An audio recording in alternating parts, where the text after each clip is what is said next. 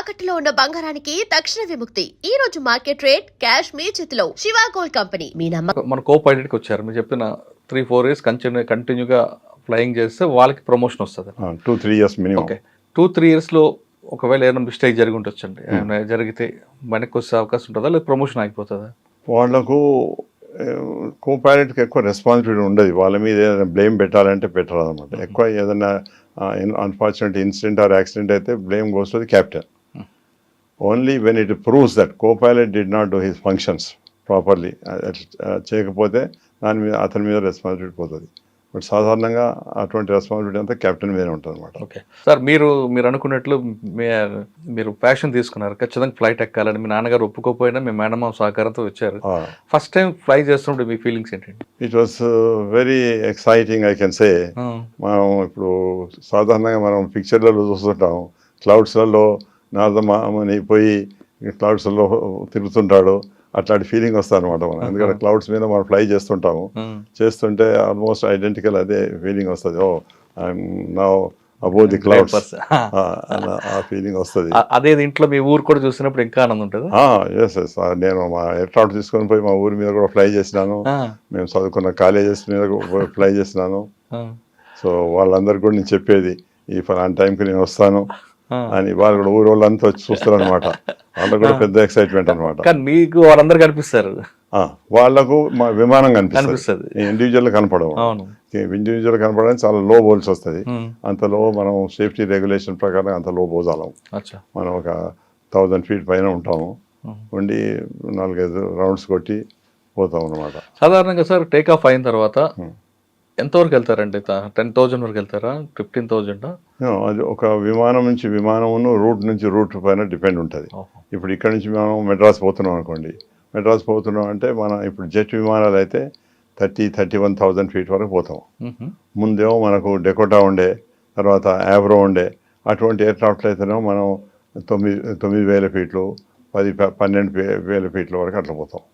So ఈ jet విమానాలలో మాత్రం మనం, ఎందుకంటే లోపల ఎయిర్ కండిషన్ ప్రెషరైజేషన్ ఉంటుంది కనుక మనం 30, 40, 45 feet వరకు కూడా ఫ్లై చేయవచ్చు అనమాట. దాని స్టీరింగ్ కూడా ఒక హెచ్ మోడల్ ఉంటుంది కదా? కొన్ని హెచ్ మోడల్ ఉంటుంది, కొన్ని రౌండ్ కూడా ఉంటుంది, కొన్ని సెమీ రౌండ్ ఉంటాయి.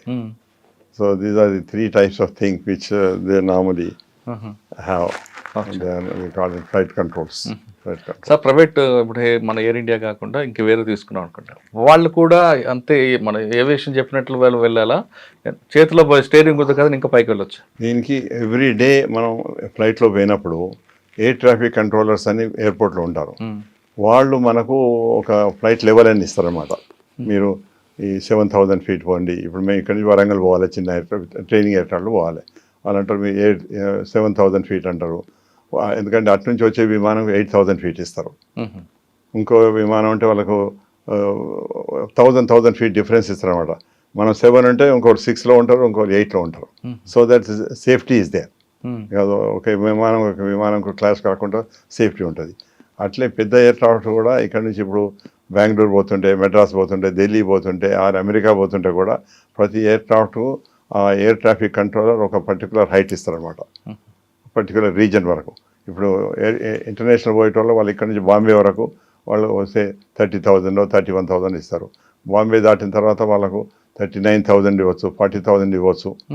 ఒక్కొక్క రూట్లో ఎన్ని ఎయిర్ క్రాఫ్ట్స్ పోతున్నాయి, ఎన్ని ఎయిర్ క్రాఫ్ట్స్ వస్తున్నాయి, దాన్ని బట్టి ఎయిర్ ట్రాఫిక్ కంట్రోలర్ వాళ్ళ దగ్గర రికార్డ్ ఉంటుంది, రాడార్ కంట్రోల్ ఉంటుంది, రాడార్ ఉంటుంది. దాన్ని బట్టి వాళ్ళు స్పెసిఫిక్గా మనకు హైట్ అసైన్ చేస్తారనమాట. ఇప్పుడు శంషాబాద్ ఎయిర్పోర్ట్లో ఏటీసీ, శంషాబాద్ ఎయిర్పోర్ట్కి ఎక్కువ ఫ్లైయింగ్ ఉన్నాయి కాబట్టి శంషాబాద్కి ఏటీసీకి ఎంత రేడియేషన్ ఉంటుందండి? అబౌట్ 100 to 150 miles వరకు వాళ్ళది ఉంటుంది. వాళ్ళు ఇప్పుడు ఇక్కడ నుంచి ఎయిర్క్రాఫ్ట్ మెడ్రాస్ పోతుంటే వీళ్ళకు దాదాపు సగం మెడ్రాస్ డిస్టెన్స్ వీళ్ళ కంట్రోల్ ఉంటుంది, తర్వాత అక్కడ నుంచి మెడ్రాస్ వాళ్ళకి కంట్రోల్ ఉంటుంది. కానీ మధ్యలో ఇంకో ఎయిర్పోర్ట్ ఉంది అనుకోండి, మధురై కానీ వచ్చింది అనుకో, ఉంటే వాళ్ళ కంట్రోల్ ఉంటుంది. వాళ్ళకు కూడా ఇన్ఫర్మేషన్ ఉంటుంది అనమాట. ఈ ఎయిర్క్రాఫ్ట్ ఇప్పుడు చెప్తాను ఒకటి, మీరు మెడ్రాస్ నుంచి మధురై పోతుంది, మధ్యన త్రిచి ఉంది. సో ఆ మెడ్రాస్ నుంచి మధురై పోయే ఫ్లైట్ ఏ హైట్లో పోతుంది అన్నది ఏ ఎయిర్క్రాఫ్ట్ వాటి నెంబర్ ఉంటుంది, అది ఆ త్రిచి కూడా ఇన్ఫర్మేషన్ ఉంటుంది. సో త్రిచి నుంచి ఇంకేదైనా ఎయిర్క్రాఫ్ట్ పోతుంటే వాళ్ళు ఈ ఇన్ఫర్మేషన్ తీసుకొని మళ్ళీ మెడ్రాస్కు ఓవరాల్ కంట్రోల్ ఉంటుంది. వాళ్ళకి చెప్తారనమాట ఈ మా దగ్గర ఎయిర్ క్రాఫ్ట్ ఈ హైట్లో మేము పర్మిట్ చేసినాం, ఎందుకంటే ఈ హైట్లో మీ దగ్గర నుంచి ఇన్ఫర్మేషన్ లేదు అందుకని మేము పర్మిట్ చేసినాం ఇస్తారు. అప్పుడు వాళ్ళు కూడా చూసుకొని అడ్జస్ట్ చేసుకుంటారు అన్నమాట. సార్ మనం ఆకాశం వెళ్ళిన తర్వాత కూడా ఏ ట్రాఫిక్ అని కనిపిస్తుంటుంది, ఒకసారి ఏ ట్రాఫిక్ గురించి చెప్పండి. ఏ ట్రాఫిక్ అంటే వాళ్ళు ఏమైనా అని ఇప్పుడు మన కింద ట్రాఫిక్ పోలీస్ ఎట్లయితే అరేంజ్ చేస్తారో ఇటు నుంచి వచ్చే ట్రాఫిక్ వస్తే ఆపేస్తారు, అటు పోలీస్తారు, ఇట్లా వాళ్ళు కూడా అంతే. సాధారణంగా అందరూ అనుకుంటారు కదా సార్ ఆకాశంలో ట్రాఫిక్ జామ్ ఏంటి అని. అంటే ముందేమో చాలా తక్కువ విమానాలు ఉంటుండే, ఉన్నప్పుడు అంత డిఫికల్టీ ఉండకపోతుండే. కానీ ఇప్పుడు విమానాలు చాలా అయిపోయి చాలా congestion of traffic, heavy traffic is there. దాని కొరకు తప్పనిసరిగా air traffic control has got more responsibility and more say in the matter అనమాట. ఇప్పుడు ఎయిర్ ట్రాఫిక్ కంట్రోల్ మొత్తం తెలుసు అంటే చుట్టూ సరౌండింగ్ అంత ఇక్కడ. ఓఎస్ ఇప్పుడు ఇక్కడ నుంచి బాంబే పోతుంటే ఈ హైదరాబాద్ నుంచి కొంత ఏరియా వరకు హైదరాబాద్ కంట్రోల్ ఉంటుంది, తర్వాత బాంబే కంట్రోల్ ఉంటుంది. అయితే ఆ హైదరాబాద్ కంట్రోల్ నుంచి బాంబే కంట్రోల్ పోయటం వీళ్ళు హైదరాబాద్ వాళ్ళు వాళ్ళకి ఇన్ఫర్మేషన్ ఇస్తారు. అటు నుంచి ఎయిర్ ట్రాఫిక్ ఏదైనా వస్తుంటే బాంబే వాళ్ళు కూడా హైదరాబాద్ వాళ్ళకి ఇన్ఫార్మ్ చేస్తారు, మా ఏరియాలో ఈ ఎయిర్ ట్రాఫిక్ ఈ హైట్లో ఉన్నది, ఈ విమానం ఉన్నది ఈ స్పీడ్లో పోతున్నది, ఈ టైంకు మీ యొక్క మన బార్డర్ క్రాస్ అవుతుందని చెప్తారు. అక్కడ నుంచి వీళ్ళు హైదరాబాద్ వాళ్ళు టేక్ ఓవర్ చేస్తారు అన్నమాట. ఆ హైదరాబాద్ ఏరియాలో ఇప్పుడు ఉన్న వాళ్ళంతా హైదరాబాదే కంట్రోల్ చేస్తారు, బాంబే ఏరియాలో అంతా బాంబే కంట్రోల్ చేస్తారు. ఇప్పుడు శంషాబాద్ ఎయిర్పోర్ట్లో ఫ్లైట్ ల్యాండ్ అవ్వాలి, ల్యాండ్ అయ్యే ముందు వాళ్ళ కంట్రోల్కి ఏటీసీకి మాట్లాడతారు. అవునండి. మాట్లాడినప్పుడు ఆల్రెడీ రన్వే మీద వేరే ఫ్లైట్స్ ఉన్నప్పుడు ఆపుతారా, లేదా ఒకవేళ రన్వే ఖాళీ లేదనుకోండి ఆ ఫ్లైట్ని ఆ క్రాఫ్ట్ని డైవర్ట్ చేస్తారండి? డైవర్ట్ కాదు, దూరం నుంచి అడ్జస్ట్ చేస్తారనమాట. ఇప్పుడు ఒక ఎయిర్ క్రాఫ్ట్ 50 మైల్లో ఉంది, ఒక ఎయిర్ క్రాఫ్ట్ 40 మైల్లో ఉంది, ఒకటి 20 మైల్లో ఉన్నది, అయితే ఒకటి 5 or 10 మైల్స్ ఉన్నది అనుకోండి. అప్పుడు మళ్ళీ లోకల్ ఎయిర్ ట్రాఫిక్ ఉంటుంది, దాని కంట్రోల్ టవర్ అంటాం. ఆ కంట్రోల్ టవర్ అతడు చెప్తాడంటే ఈ ఎయిర్ క్రాఫ్ట్ ఇప్పుడు టేక్ ఆఫ్ అవుతుంది అని, దాన్ని బట్టి అతడు అడ్జస్ట్ చేస్తారనమాట. మీరు ఎయిర్ క్రాఫ్ట్ వెనక అడ్జస్ట్ చేసుకోండి, లేకపోతుంటే మీరు పైకి వచ్చి హోల్డ్ చేయండి, ఈ హైట్లో 4000 ఫీట్లో మీరు హోల్డ్ చేయండి, మేము ఎప్పుడైతే మాకు వీలవుతుందో will allow you to come for landing అంటారు. అట్లా వాళ్ళు కంట్రోల్ చేస్తారన్నమాట. సార్ ఒకవేళ మీరు అన్నట్లుగా హోల్డ్ చేయమన్నప్పుడు ఫ్యూల్ తగ్గిపోతుంటప్పుడు సమయంలో? లేదు, ఎప్పుడే కానివ్వండి ఒక air craft A to B అంటే ఇప్పుడు ఇక్కడ నుంచి మనం మెడ్రాస్ పోతుంటే ఇక్కడ నుంచి మెడ్రాస్ పోయేంత ఫ్యూయల్ ప్లస్ అక్కడ నుంచి మనం ఆల్టర్నేటివ్ బెంగళూరు ఉంటుంది, బెంగళూరు పోయేంత ఫ్యూయల్, మళ్ళీ బెంగళూరు పోయినాక కూడా అప్పుడు ఆ రన్వే క్లియర్ ఉండకపోవచ్చు, అక్కడ ఏదైనా లోకల్ ప్రాబ్లం ఉండవచ్చు, దాన్ని కంట్రోల్ చేయడం కొరకు అని వీళ్ళు మళ్ళీ బెంగళూరు నుంచి మళ్ళీ 45 minutes ఎక్స్ట్రా ఫ్యూయల్ ఉంటారు. ఇది రూల్స్ అనమాట. ప్రతి దీని ప్రకారంగా A to B, B to C తర్వాత మళ్ళీ 45 minutes ఎక్స్ట్రా ఫ్యూయల్ ఉండాలి. అంటే ఒకవేళ లేట్ అయినా 45 minutes ఉంటుంది, క్రాఫ్ట్కి ఏం ప్రాబ్లం ఏముండదు. ఇంకొకటి ఏంటంటే ఇప్పుడు ఒకసారి సైక్లోనిక్ వెదర్ ఉంటుంది, చాలా వెదర్ మంచిగా ఉండదు. ఇప్పుడు నేను ఇక్కడ నుంచి మెడ్రాస్ పోతున్నా, మెడ్రాస్లో సైక్లోనిక్ వెదర్ ఉన్నది. అయితే అప్పుడు ఏం చేస్తారంటే సైక్లోనిక్ వెదర్ ఉంటే వేరే ఎయిర్ క్రాఫ్ట్స్ కింద ఉంటాయి, అవి ఒకటి తర్వాత మెల్లమెల్ల ల్యాండ్ అవుతుంటాయి, అందరికి ప్రొసీజర్ చేయవలసి వస్తుంది. దాన్ని మా హోల్డింగ్ అండ్ లెట్ డౌన్ అంటాం అన్నమాట. ఆ హోల్డింగ్ అండ్ లెట్ డౌన్ చేసడం కొరకు ఒక్కొక్క ఎయిర్ క్రాఫ్ట్ 10-15 minutes ఎక్స్ట్రా అవుతుంది. అవన్నీ కేటర్ చేసుకొని మేము మెడ్రాస్ వరకు పోయేదానికే ఎక్స్ట్రా ఫ్యూయల్ తీసుకుంటాం. మళ్ళీ అక్కడ నుంచి డైవర్షన్ బెంగళూరు, మళ్ళీ బెంగళూరు పోయినాక మళ్ళీ 45 minutes. ఇట్లా అవన్నీ రూల్స్ ఉన్నాయి, అట్లాంటి ప్రికాషన్ తీసుకోవాల్సి వస్తుంది. Only cyclonic weather or bad weather destination ఉన్నప్పుడు అప్పుడు మాత్రం పైలట్ యొక్క డిస్క్రిప్షన్ ఉంటుంది. పైలట్ అక్కడ ఈ నుంచి పోతుంటే తోవల ఎంత వెదర్ ఉన్నది, ఇప్పుడు లైక్ మన వైఎస్ఆర్ గారి ఫ్లైట్ పోతుంటే మధ్యలో వెదర్ ఉన్నది, ఆ వెదర్ నుంచి we cannot go, so we have to deviate and go, దాన్ని సర్కమ్ నావిగేషన్ అంటాం. ఆ సర్కమ్ నావిగేషన్ పోవాలి అనే వరకు మీకు ఇంకో 4-5 minutes ఎక్స్ట్రా అవుతుంది. అవన్నీ కేటర్ చేసుకొని క్యాప్టెన్ ఫ్యూయల్ తీసుకుంటారు అనమాట. నాకు ఇక్కడ నుంచి మెడ్రాస్ పోవాలంటే ఈ మధ్యన వెదర్ ఉన్నది, వెదర్ చేయబట్టి నాకు ఇంకో 20 minutes లేట్ అవుతుంది, సో ఆ 20 minutes ఎక్స్ట్రా ఫ్యూయల్ తీసుకుంటాడు. ప్లస్ మెడ్రాస్ పోయిన తర్వాత మళ్ళీ మెడ్రాస్లో సైక్లోనిక్ వెదర్ ఉంది అంటే మళ్ళీ దాని కొరకు మళ్ళీ 10-15 minutes ఎక్స్ట్రా ఫ్యూయల్ దానికి తీసుకుంటారు అనమాట. అట్లా అవన్నీ పోంగా మాత్రం ఆడ నుంచి డైవర్షన్ బెంగళూరు, మళ్ళీ బెంగళూరు పైన తర్వాత కూడా మళ్ళీ 45 minutes ఓవర్ హెడ్ బెంగళూరు ఉంటుంది. ఇవన్నీ రూల్స్ రెగ్యులేషన్స్ అనమాట. వెదర్ గురించి మాట్లాడుతున్నారు, ఫ్లైట్ పైకి వెళ్ళిన తర్వాత కింద రన్వే మీద వచ్చే సమయంలో ఒక్కోసారి ఫాగ్ ఎక్కువ ఉంటుంది. అవునండి. ఫాగ్ ఎక్కినప్పుడు మనకు జీరో బేస్ రన్వే కనిపిస్తున్న లైట్స్ సిస్టమ్ ఉందా, లేదా ఇంకా మనం వెనకబడి ఉన్నామండి? ఇప్పుడు మొదలేమో మనకు ఒక మన 1200 మీటర్స్ వరకు ఫెసిలిటీస్ ఉండే. ఇప్పుడు లేటెస్ట్ ఇన్స్ట్రుమెంట్ ల్యాండింగ్ వచ్చింది అంటే దాని ప్రకారంగా మనం జీరో విజిబిలిటీ కూడా ల్యాండ్ కావచ్చు. కానీ దాని కొరకు ఆ జీరో ల్యాండ్ అవటం కొరకు ఎయిర్పోర్ట్లో అటువంటి స్పెషల్ ఫెసిలిటీ ఉండాలి, ఎక్విప్మెంట్ ఉండాలి. ప్లస్ ఎయిర్ క్రాఫ్ట్ మీద కూడా ఎక్విప్మెంట్ ఉండాలి. ప్లస్ ఎయిర్ క్రాఫ్ట్ మీద పైలట్ కూడా క్వాలిఫై అయి ఉండాలి. అయితే నేను అప్పుడు ఎయిర్లైన్లో ఉన్నప్పుడు అప్పుడప్పుడే ఇవి ఒక ఢిల్లీలోనే స్టార్ట్ అయినాయి. ఇట్లా ఢిల్లీలో యూజువల్ మన ఫాగ్ ఉంటుంది కదా, లో విజిబిలిటీ ఉంటుంది. ఆడ ల్యాండ్ కావాలంటే ఆడ వాళ్ళు అప్పుడు కొత్త ఎక్విప్మెంట్ పెట్టిండ్రు. దాని ప్రకారంగా అప్పుడు 600 మీటర్స్ 1200 నుంచి 600 మీటర్స్ వరకు తెచ్చిండ్రన్నమాట. తర్వాత 200 మీటర్స్ తెచ్చిండ్రు. ఇప్పుడు ఆల్మోస్ట్ మనం 50 మీటర్స్ కూడా ల్యాండ్ కావచ్చు అనమాట. అంత సాఫిస్టికేటెడ్ ఎక్విప్మెంట్ గ్రౌండ్లో ఉండాలి, అంత సాఫిస్టికేటెడ్ ఎక్విప్మెంట్ ఎయిర్ క్రాఫ్ట్లో ఉండాలి. Plus pilot should be qualified. ఈ రెండింటి కంపేర్ చేసుకొని మేనేజ్ చేసుకునే కెపాసిటీ పైలట్ ఉంటుంది. అయితే నేనేం చేస్తాను, as instructor examiner I use to take the pilots on the flight సిమ్యులేటర్లో నేను ట్రైనింగ్ ఇస్తాను. తర్వాత మళ్ళీ ఢిల్లీ పోయి ఢిల్లీ అటువంటి లో హైట్ వరకు వాళ్ళకి ట్రైనింగ్ ఇస్తాను అనమాట. ఎట్లా ఎక్విప్మెంట్ ఎట్లా యూజ్ చేయాలి, ఆటో ల్యాండింగ్ అని ఉంటుంది, ఆటో ల్యాండింగ్ మీద ట్రైనింగ్ సిమ్యులేటర్లు ఇస్తాము. తర్వాత మళ్ళీ ఎయిర్ క్రాఫ్ట్ మీద కూడా ట్రైనింగ్ ఇస్తాం అనమాట. ఇచ్చి అప్పుడే we qualify that pilot, yes he's qualified to land in bad weather at Delhi. So అట్లా ఎంతమంది క్వాలిఫై అయిందో వాళ్ళే ల్యాండ్ కావాలి, వేరే వాళ్ళు ల్యాండ్ కాదు. ఇప్పుడు సడన్ గా వచ్చింది అనుకోండి సార్, ఇప్పుడు నాలేటోడు పైలట్ ఉన్నాడు, నాకు ఎక్స్పీరియన్స్ లేదు, ఆ టైంకి ఢిల్లీలోనో లేదంటే శంషాబాద్లోనో క్లౌడ్ ఎక్కువ వచ్చి లేదంటే ఫాగ్ ఎక్కువ వచ్చింది అనుకోండి, ఎయిర్పోర్ట్లో ఉంది ఎక్విప్మెంట్ ఉంది, ఎయిర్ క్రాఫ్ట్ లో కూడా ఉంది ఎక్విప్మెంట్, కానీ నాకు ఎక్స్పీరియన్స్ లేదు, అప్పుడు ఏం చేయాలి? Pilot cannot be permitted to go. Sudden గా సడన్ గా ఉండదు, మన ఫోర్కాస్ట్ ఉంటుంది, ఫోర్కాస్ట్ ప్రకారంగా వాడు చూసుకుంటారు అనమాట. నేను పోయే వరకు ఈ వెదర్ ఉంటుంది, దిస్ వెదర్ ఈజ్ ఎక్స్పెక్టెడ్ అని ఉంటుంది, మనకు ఇన్ఫర్మేషన్ ఉంటుంది. దాన్ని బట్టి if the pilot is qualified he'll go, otherwise he will not go. If at all he goes. ఢిల్లీలో ఎన్నిసార్లు అయినాయి ముందు ఏమవుతుండే అంటే ఈ ప్రైవేట్ ఎయిర్లైన్స్ వచ్చిన తర్వాత their pilots are not qualified for this auto landing and that low visibility landing. అయితే మా airline Indian Airlines Air India pilots land అవుతారు, వాళ్ళు కాకపోతారు అనమాట. వాళ్ళు మళ్ళీ డైవర్ట్ అయ్యి లక్నోకో పోతారు, లేకపోతే జైపూర్ పోతారు, ఎట్లా పోతారు.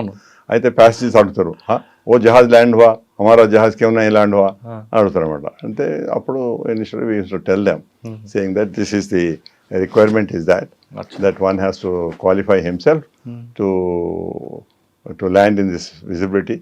వాళ్ళ ఎయిర్ క్రాఫ్ట్లో ఎక్విప్మెంట్ ఉండాలి. ఇప్పుడు గ్రౌండ్లో ఎక్విప్మెంట్ ఉంది, అది కామన్, అందరూ యూజ్ చేసుకోవచ్చు. కానీ ఒక్కొక్క ఎయిర్ క్రాఫ్ట్లో ఉండొచ్చు, ఎయిర్ క్రాఫ్ట్లో ఉండకపోవచ్చు, ప్రైవేట్ ఎయిర్లైన్స్ ఉండకపోవచ్చు కదండి. అదే అంటున్నాను, అందుకొరకే మరి వాళ్ళు ల్యాండ్ కాగలరు. అట్లే ప్రైవేట్ ఎయిర్లైన్లో పైలట్స్ కూడా అప్పుడు ట్రైనింగ్ లేకుండే, so they were not qualified to land. Okay, so that is how. ఇప్పుడు మా ఇండియన్ ఎయిర్లైన్స్లో కూడా, ఎయిర్ ఇండియాలో కూడా అందరు pilots were not qualified. So అందుకొరకే నేను వాళ్ళని ఢిల్లీ తీసుకుపోయి ఢిల్లీలో ఆ లో విజిబిలిటీ కండిషన్ వాళ్ళని ట్రైనింగ్ ఇచ్చి I have to certify that he is fit to fly in this weather అని. అప్పుడే that pilot can go to such destination where the weather is bad.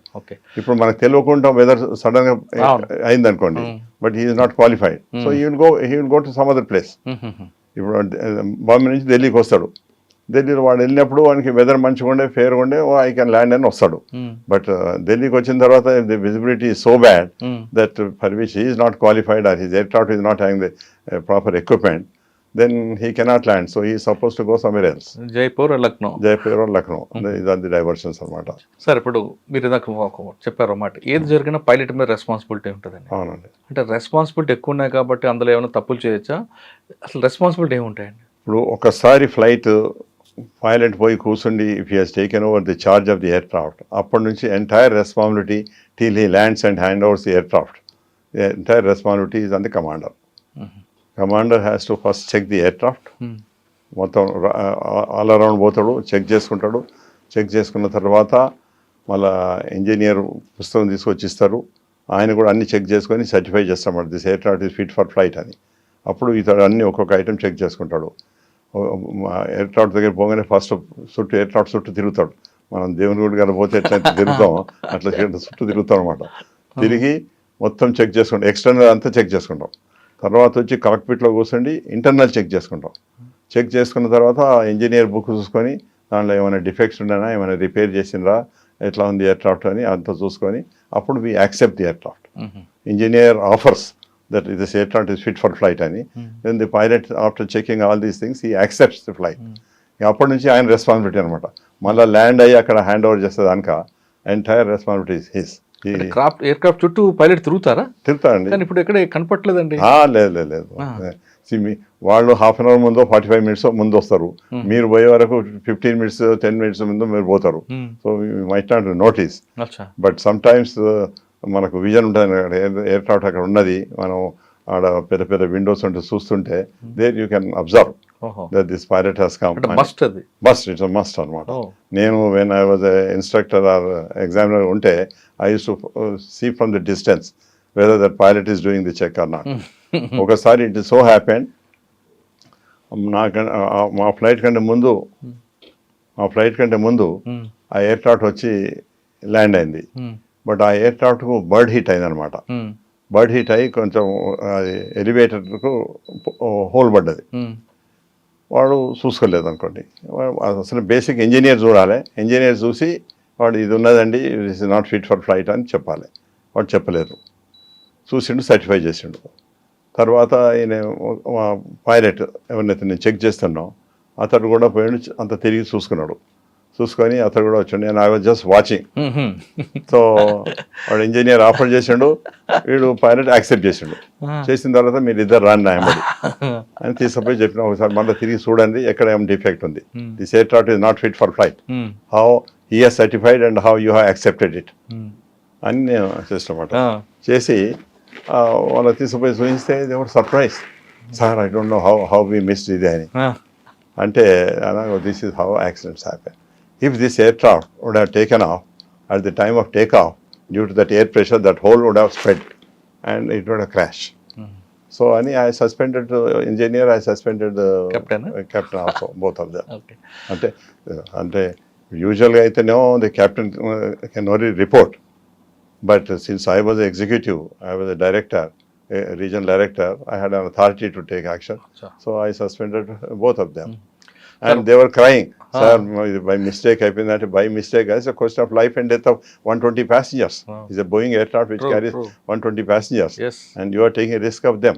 And itla, అందుకొరకు ఆ discipline ఉంటేనే the safety will be maintain.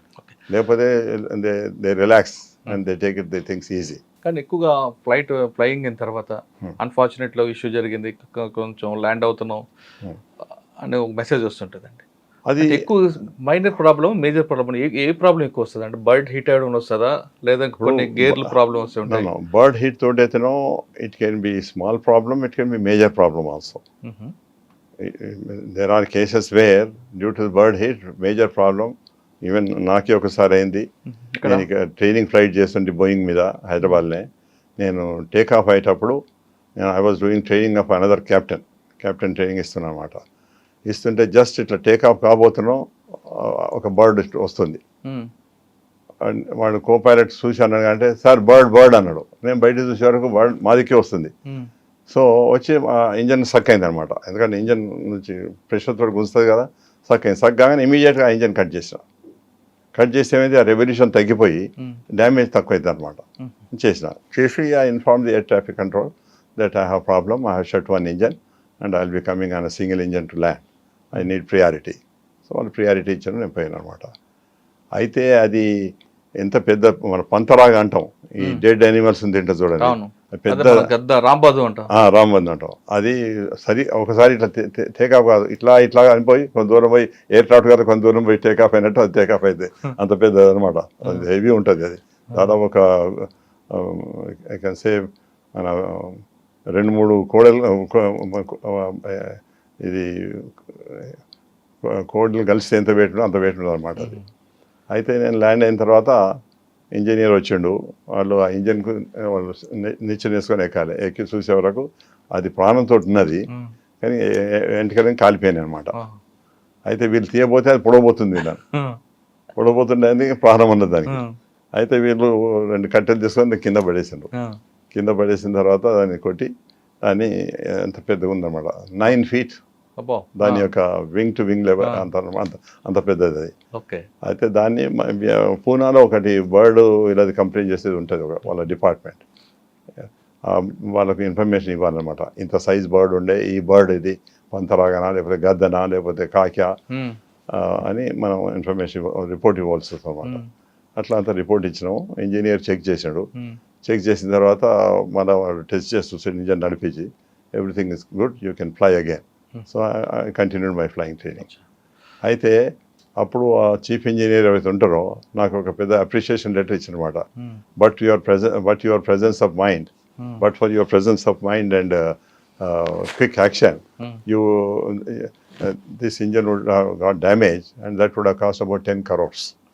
So what you earn in your lifetime, you have saved for the airline. అని నాకు పెద్ద appreciation letter ఇచ్చినమాట. So అటువంటి situations కూడా ఉంటాయి. So అప్పుడు ఇట్స్ పైలట్ డిస్క్రిషన్. ఓసారి మనం 5-6 బర్డ్స్ వచ్చాయి అనుకోండి, మనం ఎంతైనా we cannot avoid. Some times damage happens and can create serious problems also. But అదంతా యూజువల్గా బర్డ్స్ ఓన్లీ 10,000-12,000 మ్యాక్సిమం 15,000 వరకే ఉంటాయి. అంత పైన ఉండే అనమాట. అందుకొరకే till be fly to that high. ఇవాళ రేపు ఆ బర్డ్స్ని అవాయిడ్ చేసిన కొరకు మన ల్యాండింగ్ లైట్స్ ఉంటాయి కదా, అవి ఆన్ చేసి పెట్టుకోవాలి. Now it has become a rule that any aircraft has to take off till he crosses minimum 10 to 15,000 feet. He should keep the landing lights on so that the birds కూడా దూరం చూసి avoid చేస్తాయి అనమాట. Alerting అనమాట. Okay sir, ఒకసారి మన runway మీదకి వచ్చాం ల్యాండింగ్ అవుట్ టైంలో టైర్ బ్లాస్ట్ అయిపోవడం, టైర్ స్కిడ్ అవ్వడం, ఫ్లైట్ పక్కకు జరగడం జరుగుతుంది. ఆయన అట్లాంటివి కూడా అయితే కూడా అవుతాయి. సో దానికి ఏం లేదు. ఇప్పుడు ఒక కేసు నేను చెప్తాను. ఒక పైలట్ వచ్చిండు, టేక్ ఆఫ్ చేసిండు చెప్తాను కదా. టేక్ ఆఫ్ చేసి పోయిన తర్వాత ఏటీసీ వాళ్ళు ఒక జీప్ పోయి చెక్ చేస్తారనమాట. వాళ్ళు చూసిన ఒక నోస్ వీల్ టైర్ పడిపోయింది. అవునా? పడిపోయింది. అయితే అది due to wear and tear కావచ్చు, due to defect of the material కావచ్చు, ఏదైనా కావచ్చు, అయితే పడిపోయింది. సో వీళ్ళు ఇన్స్పెక్ట్ చేసి వాళ్ళు ఇన్ఫార్మ్ చేసినారు పైలట్కు, I think your nose wheel is dropped. So ఇక then he has to come back for landing. Landing రావాలంటే ఇప్పుడు టేక్ ఆఫ్ కొరకు మనం 50 tons వెయిట్ ఉందనుకోండి, ల్యాండింగ్ కొరకు 45 tons ఉన్నది. అంటే ఆ 5 tons ఫ్యూయల్ వాడు కన్జ్యూమ్ చేయాలి.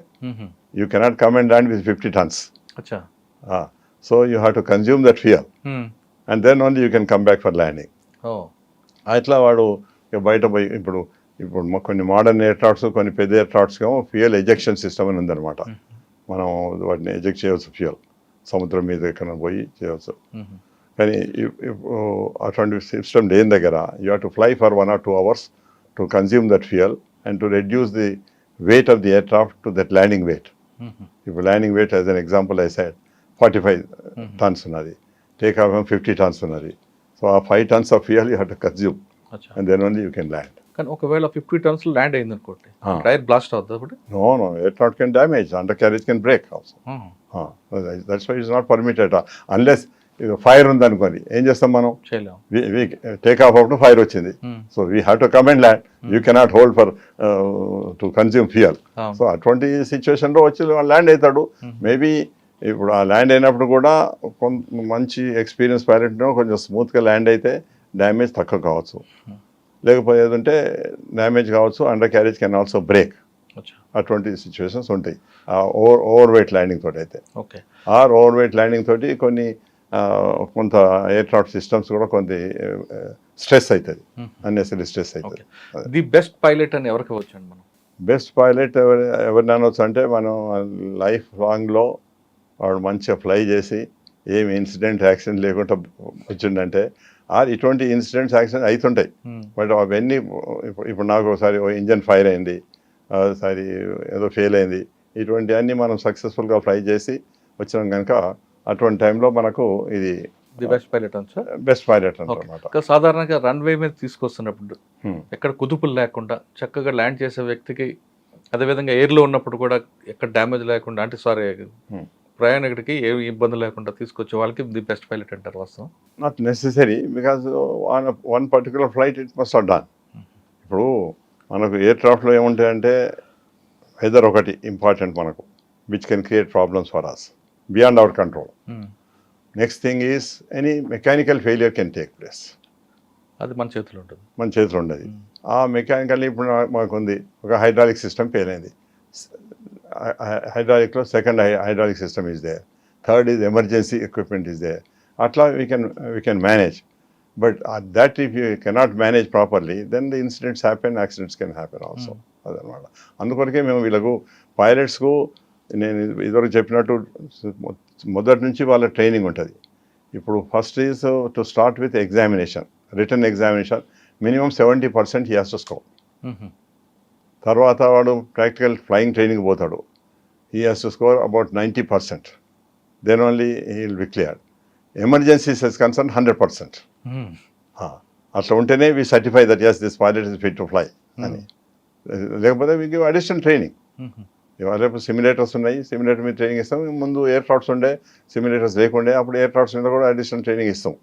The whole idea is unless one person is up to the required standard, we will not pass him at all. Okay. That is the biggest responsibility with the instructor and examiner. Okay. The bad pilot అని ఎవరికైనా వచ్చండి వస్తాయి. Incident accident ఇప్పుడు మీకు జ్ఞాపకం అంటే incident accident కాకుండా ఆయన నేచర్లోనే, ఆయన ట్రైనింగ్లో, ఆయన చేస్తున్న పనిలోనే కూడా కొంతమంది ఇర్రెగ్యులారిటీగా ఉంటారు కదా. ఉంటే మేము పాస్ చేయం కదా వాళ్ళను. కొంతమంది డ్రింక్ చేసి వస్తారు. ఏమో చెప్తాను నేను. ప్రతి 6 monthsకు వాళ్ళకు ప్రొఫిషియన్సీ చెక్ ఉంటుంది, రిఫ్రెషర్ కోర్స్ ఉంటుంది, గ్రౌండ్ రిఫ్రెషర్ కోర్స్ ఉంటుంది. ఈ 6 monthsలో ఏమన్నా రూల్స్ రెగ్యులేషన్ చేంజ్ అయినాయా, ఏమైనా ఎక్విప్మెంట్ మాడిఫికేషన్ అయిందా, ఏమైనా అడ్వాన్స్మెంట్ వచ్చిందా, వీటి కొరకని ట్రైనింగ్ ఉంటుంది, గ్రౌండ్ ట్రైనింగ్ ఉంటుంది. దాని తర్వాత ఫ్లైట్ సిమ్యులేటర్ ట్రైనింగ్ ఉంటుంది.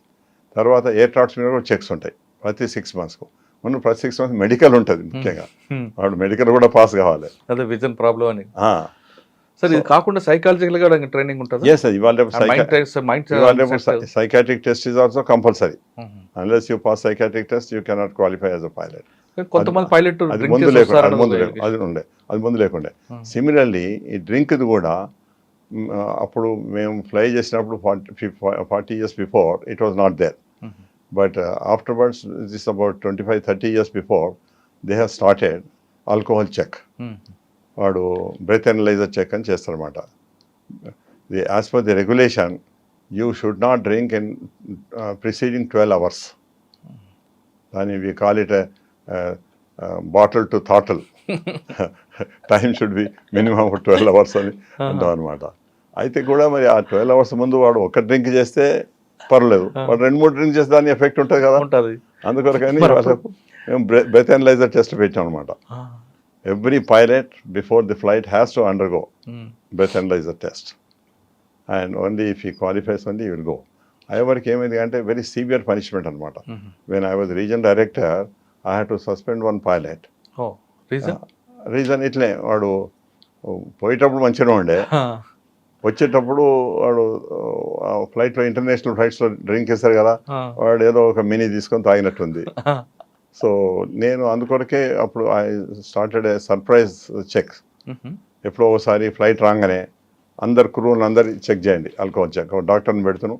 I use to tell that you check for every. Only international flight drinks ఇస్తారు సాధారణంగా. బట్ వేరే ఫ్లైట్స్లో కూడా one can carry and drink also, no one can stop. But అటువంటి సిచ్యువేషన్ రాదు సాధారణంగా. ఇవాళ రేపు వాడు సెక్యూరిటీ చెక్ ఉంటుంది, అందులో బాటిల్ ఉండేది, వాడు పోనివాడు, ఇవన్నీ ఎన్నో ఉంటాయి అనమాట. ముందు కొంతమంది అట్లా చేస్తారు, తాగినరు, పట్టుబడ్డరు, జాబులు పోయినాయి, పనిష్మెంట్స్ అయినాయి, ఇట్లా అన్నమాట. సార్ కాక్పిట్లోకి ఎవరైనా రావచ్చా? Pilot, co pilot, air hostess? ముందు ఓన్లీ వీలే crew who are required to come to the cockpit only should come, no one can come. That is the rule now. ముందు ఏమవుతుందంటే మనకు ఇట్లా మీరు నా ప్యాసింజర్ ఉన్నారు అనుకోండి, I know you very well. ఎంతోమంది నేను మినిస్టర్స్ను, ఎంపీస్ను కూడా నా కాక్పిట్లో పిలిచినాను. అప్పుడు there was no such strict regulation. So we use to just call friendly. In fact most of the మా సివిల్ ఏవియేషన్ మినిస్టర్స్ అంతా they use to come and sit in the cockpit. So it was pleasure for them, pleasure for us also to discuss with them and all that. అంటే we are making them to know what are the problems in the cockpit. See, as a chief executive or a minister, he should know. And we used to explain them, sir, this is like this, this is like this, and we explain just now. Ippudu that is not permitted anamata. Okay. So now it has become very, very strict. After that couple of hijackings and all that, they became very strict. No one can enter into the cockpit except essentially required. See, now both the pilots are required there. కొన్ని ఎయిర్క్రాఫ్ట్లో అప్పుడు flight engineer ఉంటారు, flight engineer is required and navigator is required. They are part of the crew.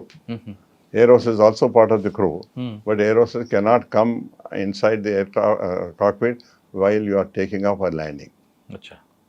మనం take off చేసి మన seat belt off చేసిన తర్వాత అప్పుడు she can come and enquire what do you want, maybe tea coffee or water or some sort of thing. అది or breakfast time అయితే breakfast ఇస్తారు, lunch time అయితే లంచ్ ఇస్తారు. That is only permitted. Now it is very very strict అనమాట.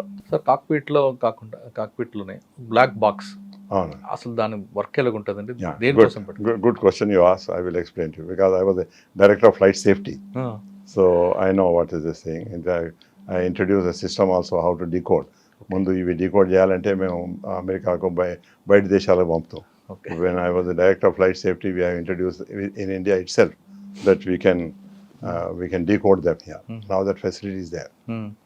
Even ఇప్పుడు YSR the accident అయినప్పుడు కూడా అప్పుడు that was cent abroad for decoding. అవును, దట్స్ వై అదే డేట్ అయింది కదా actually. It was taken few days to get the report and all that. అయితే దానిలో there are 2 types of recorders. One is flight data recorder. అంటే aircraft accident అయినప్పుడు ఎంత height ఉండే, ఎంత స్పీడ్ ఉండే, ఎంత ఏ డైరెక్షన్లో పోతుండే, ప్రతి దాదాపు 120 to 150 parameters it can record.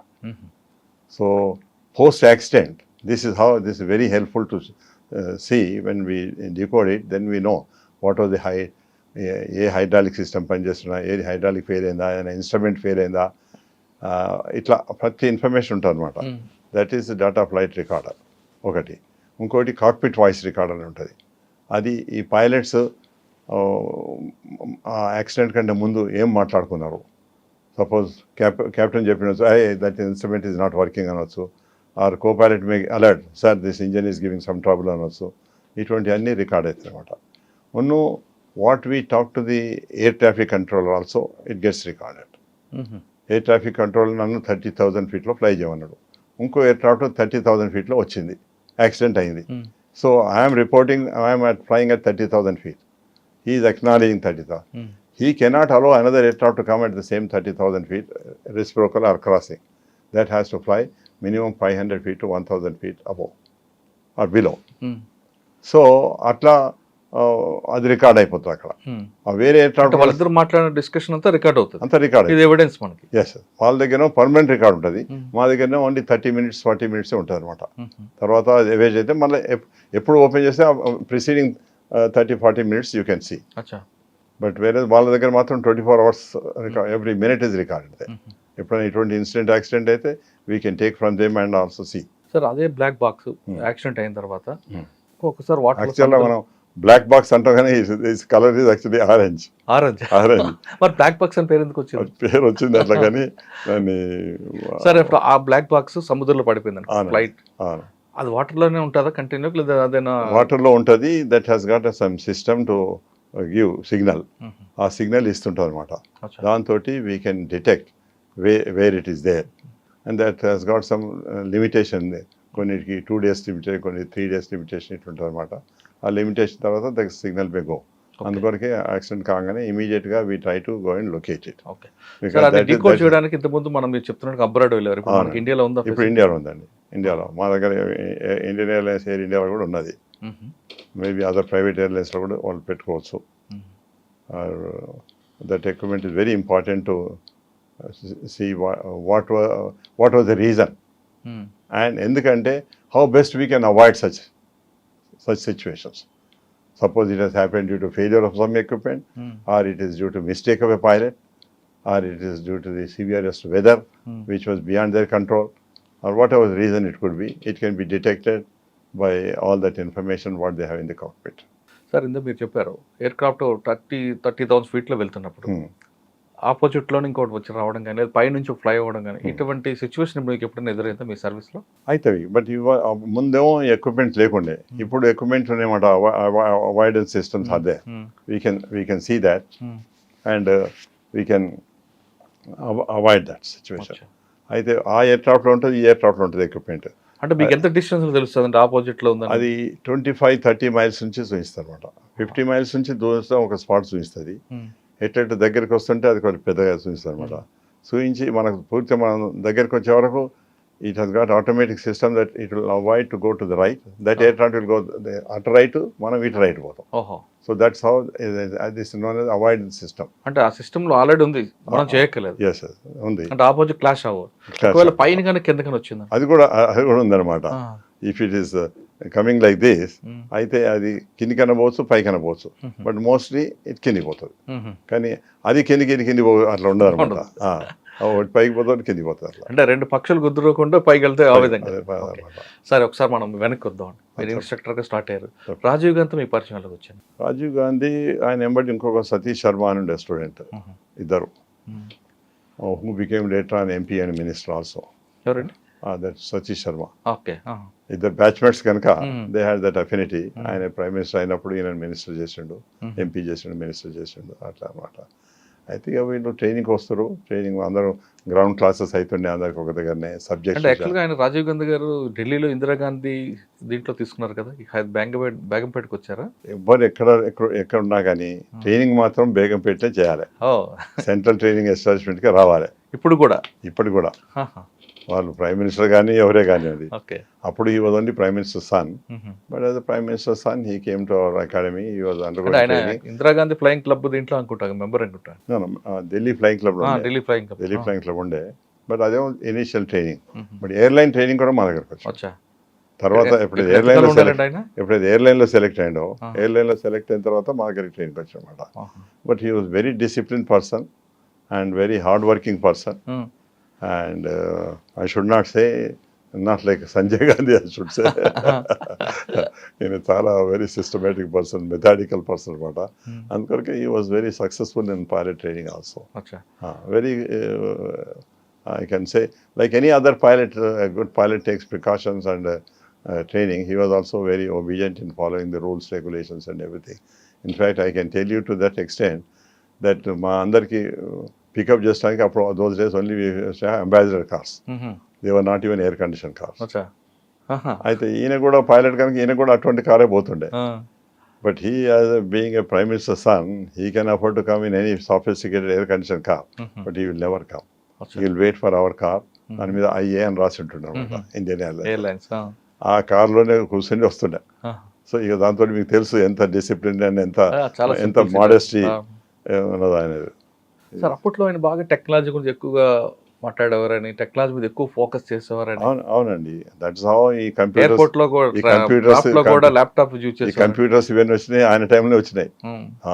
Because he is responsible for bringing all this computer systems in India. Sir, ఆయనతో మీరు మాట్లాడుతున్నప్పుడు విజన్ అలాగే ఉండేదండి? He was quite like any other pilot laga. We had never found anything abnormal in him. He was one of the very sincere and hard-working students and a good disciplined person, I can say. Okay. Sir, instructor గా start అయింది బేగంపేటలో.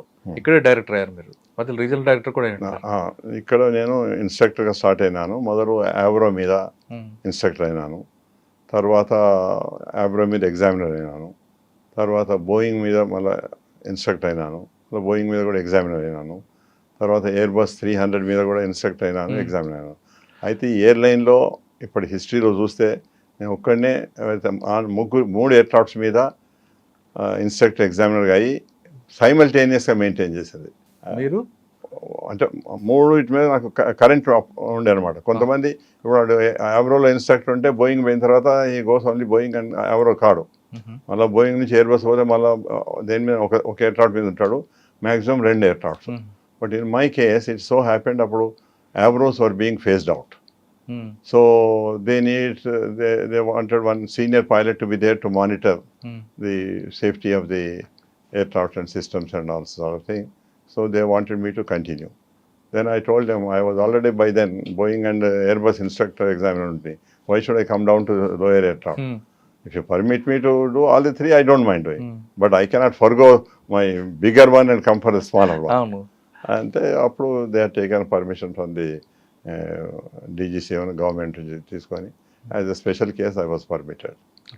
In the history of aviation, that was only one person who was permitted. Super. Sir, Begumpet తర్వాత ఎక్కడికి వచ్చారు మీరు? మిగతా ఎయిర్క్రాఫ్ట్లో ఎక్కడ చేశారా, మిగతా ఎయిర్పోర్ట్లో ఎక్కడైనా?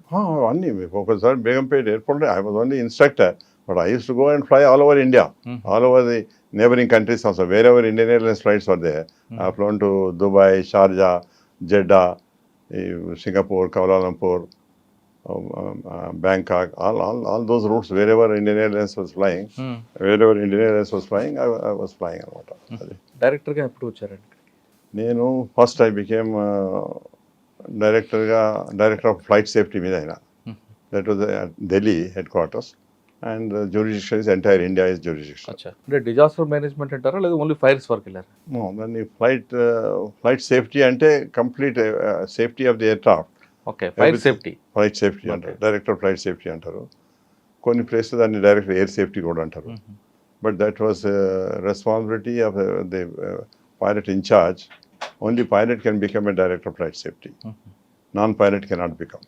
అచ్చా, అయితే వాళ్ళ రెస్పాన్సిబిలిటీస్ ఉంటాయన్నమాట. That all the aircraft should fly safely and certain procedures have to be followed. అయితే ఈ కాక్పిట్ వాయిస్ రికార్డర్ అనేది ఉన్నది కదా, DFDR ఉన్నది కదా. So what we use to do as a director of flight safety, I use to send my officers to different locations. ఓ flight Cochin నుంచి ఎడుకపోతుంది, కొచ్చిన్ ట్రివాండ్రమ్, కొచ్చిన్ ఎడుకపోతుంది అక్కడ. This officer will quietly go there. At Cochin, he will remove that equipment and replace the other one, fresh one. అది like recorder అనమాట. Recorder తీసుకొని మేము ఆఫీస్లో వాటిని చూస్తాం అనమాట. Whether they have followed the system, check list procedures కానివ్వండి, ఒకరితో మాట్లాడటం కానివ్వండి, అన్ని డిసిప్లిన్గా మంచిగా ఫాలో అయినరా లేదా అని చూస్తాం. If they are not doing it, then we use to give warning to them, use to call them and counsel them. See, this is what you are not done. This is as per the rules you are supposed to follow. This checklist you are not followed. This procedure you are not followed. And we used to counsel them. Now that system has become normal, so everyone is very strict about it. ఎందుకంటే ఎప్పుడు ఎక్కడ open చేస్తో తెలియదు. అప్పుడు కూడా నేను I only started the surprise, ఇది surprise checkup. Officer పంపిస్తాను, you take this equipment, go to Port Blair and do it, or go to Ladakh and do it. ఎక్కడ ప్లేస్లో అంటే మీ ప్రైవేట్ సంభాషణ అంతా రికార్డ్ ఉంటుంది కాబట్టి మీరు అక్కడే స్క్రూటినీ అవుతుంది చేస్తాం అనమాట. సో మీరు దాదాపు 25,000 hours మీరు ఎయిర్ చేశారు. మీకు మీ ఎక్స్పీరియన్స్ మేము మాట్లాడలేదు కానీ మీకు బ్యాడ్ వెదర్, గుడ్ వెదర్ కనిపిస్తుంటుంది. మీకు బాగా బ్యాడ్ వెదర్ అనిపించింది, అక్కడ నేను ఆ ప్రాబ్లమ్ని ఓవర్కమ్ చేశానని నేను గుర్తుందా? We used to fly to Port Blair. Port Blair is in the middle of the sea. It's an island. ఎటు పోయినా కానీ మీకు సీనే, ఎటు 600-700 miles అంతా సీనే అనమాట. అక్కడ ఎప్పుడైతే సైక్లోనిక్ వెదర్ ఉంటుందో దట్ ఈస్ వెరీ క్రిటికల్. ఎందుకంటే ఇప్పుడు మనం బెంగళూరు పోతున్నాం, బెంగళూరు బ్యాడ్ వెదర్ ఉంటే చెన్నై పోతాం, చెన్నైలో బ్యాడ్ వెదర్ ఉంటే బెంగళూరు పోతాం, హైదరాబాద్ పోతాం. అక్కడ ఆ ఫెసిలిటీ లేదనమాట. అందుకొరకు you have to plan well in advance. How is the weather moving, which direction the cyclone is moving. So that needs a lot of special study. అందుకొరకే only experience people we use to send. మీరు చెప్పిన ఆ ప్లేస్లో bad weather ఉందనుకోండి, ఎక్కడ divert చేయాలి? There was Rangoon అంటారు ఇప్పుడు, రంగూన్ అని ఉండే, అక్కడికి డైవర్ట్ చేయవచ్చు. లేకపోతే ఇంటర్నేషనల్ ఫ్లైట్స్ లో మనం ల్యాండ్ అవ్వాలనుకోండి, మీరు చెప్తారు రంగూన్ కానీ లేదా బర్మా కానీ ల్యాండ్ అవ్వాలంటే పూకెట్ అని ఒకటి, థాయిలాండ్ ఉన్నది ఒకటి. ఈ 2 ప్లేస్లో ఎక్కడికైనా మనం డైవర్ట్ పర్మిషన్ ఇస్తారా? మనం వేరే కంట్రీ కాదు. నో మేము ఫైల్ చేసినప్పుడే, ఇప్పుడు నేను అనగా మీతోటి ఫ్యూయల్ తీసుకున్నప్పుడు, ఇప్పుడు హైదరాబాద్ నుంచి చెన్నై పోవాలి, చెన్నై టు బెంగళూరు పోవాలంటే ఆ flight plan is send to Chennai as well as Bengaluru also. Fuel ఉంటుంది కానీ గ్రౌండ్ ATC ఆర్మీ, అదే ATC కూడా ఇన్ఫర్మేషన్ పోతుంది. వీళ్ళ flight landing time at Chennai so time, ఆడ నుంచి ఆడ వెదర్ బాగాలేకపోతే డైవర్షన్ సో అని ఫ్లైట్ ప్లాన్ ఉంటుంది అనమాట. So they also have some record of it. అంటే వేరే స్టేట్ కంట్రీ వాళ్ళు కూడా ఇస్తారా మనకి ఇమిడియట్గా? ఉంటుంది. అట్లే మేము ఇప్పుడు పోర్ట్ బ్లేర్ పోతున్నాం అంటే పోర్ట్ బ్లేర్ నుంచి diversion is Rangoon. So we give a flight plan. So those people have information that this aircraft may be diverted in case of a bad weather. అట్లే మేము థాయిలాండ్ అది పూకెట్ అని ఒక ఎయిర్పోర్ట్ ఉన్నది, వాళ్ళు కూడా మేము అంత ప్లాన్లో మెన్షన్ చేస్తుందంటే అది కూడా అనమాట. ఎందుకంటే if I'm going to Port Blair, ఆ టైంలో Rangoon weather is not so good. So I file flight plan for the diversion to Phuket. So Phuket వాళ్ళకు కూడా ఇన్ఫర్మేషన్ ఇస్తారు. అక్కడ ప్రొసీజర్ ఏముంటుందండి? అక్కడ ప్రొసీజర్ అన్ని అవన్నీ మా దగ్గర ఉంటాయి, రికార్డ్స్ ఉంటాయి. అక్కడి ఫ్లైట్ అక్కడి ఒక ఎయిర్పోర్టు ఇన్ఫర్మేషన్ అంతా మా దగ్గర ఉంటుంది అనమాట. Any diversion we file that అక్కడి ఎయిర్పోర్ట్ యొక్క వాటిని మనం instrument landing procedures and players అనమాట మొత్తం మేము క్యారీ చేస్తాము. And wherever we go there we have to follow that procedure. Sir మీ సర్వీస్లో మీకు బాగా నచ్చిన ఒక మంచి జర్నీ చెప్పండి. Every flight was a good journey for me if you ask me. కానీ bad journey? Bad journey I can say. ఏదో few I was coming from Vijayawada to Hyderabad on an Avro aircraft, night flight. అది విజయవాడ నుంచి take off అయ్యి కొంత దూరం తర్వాత నాకు ఒక నా రైట్ సైడ్ ఇంజన్ ఫైర్ వచ్చింది. నైట్ కదా, ఆ ఫైర్ రాగానే ఇట్లా అందరి ప్యాసింజర్స్ అందరికి కనపడుతుంది కదా fire. They all got alerted, అరే మై గాడ్ ఫైర్ వచ్చింది అని. So in the cockpit the procedure is there in case of a fire. I should shut down that engine, and also we got a fire extinguishers. I should operate that fire extinguisher within few seconds time. Then that fire can be extinguished. So I immediately shut down the engine, and I had taken that procedure, and fire was under control.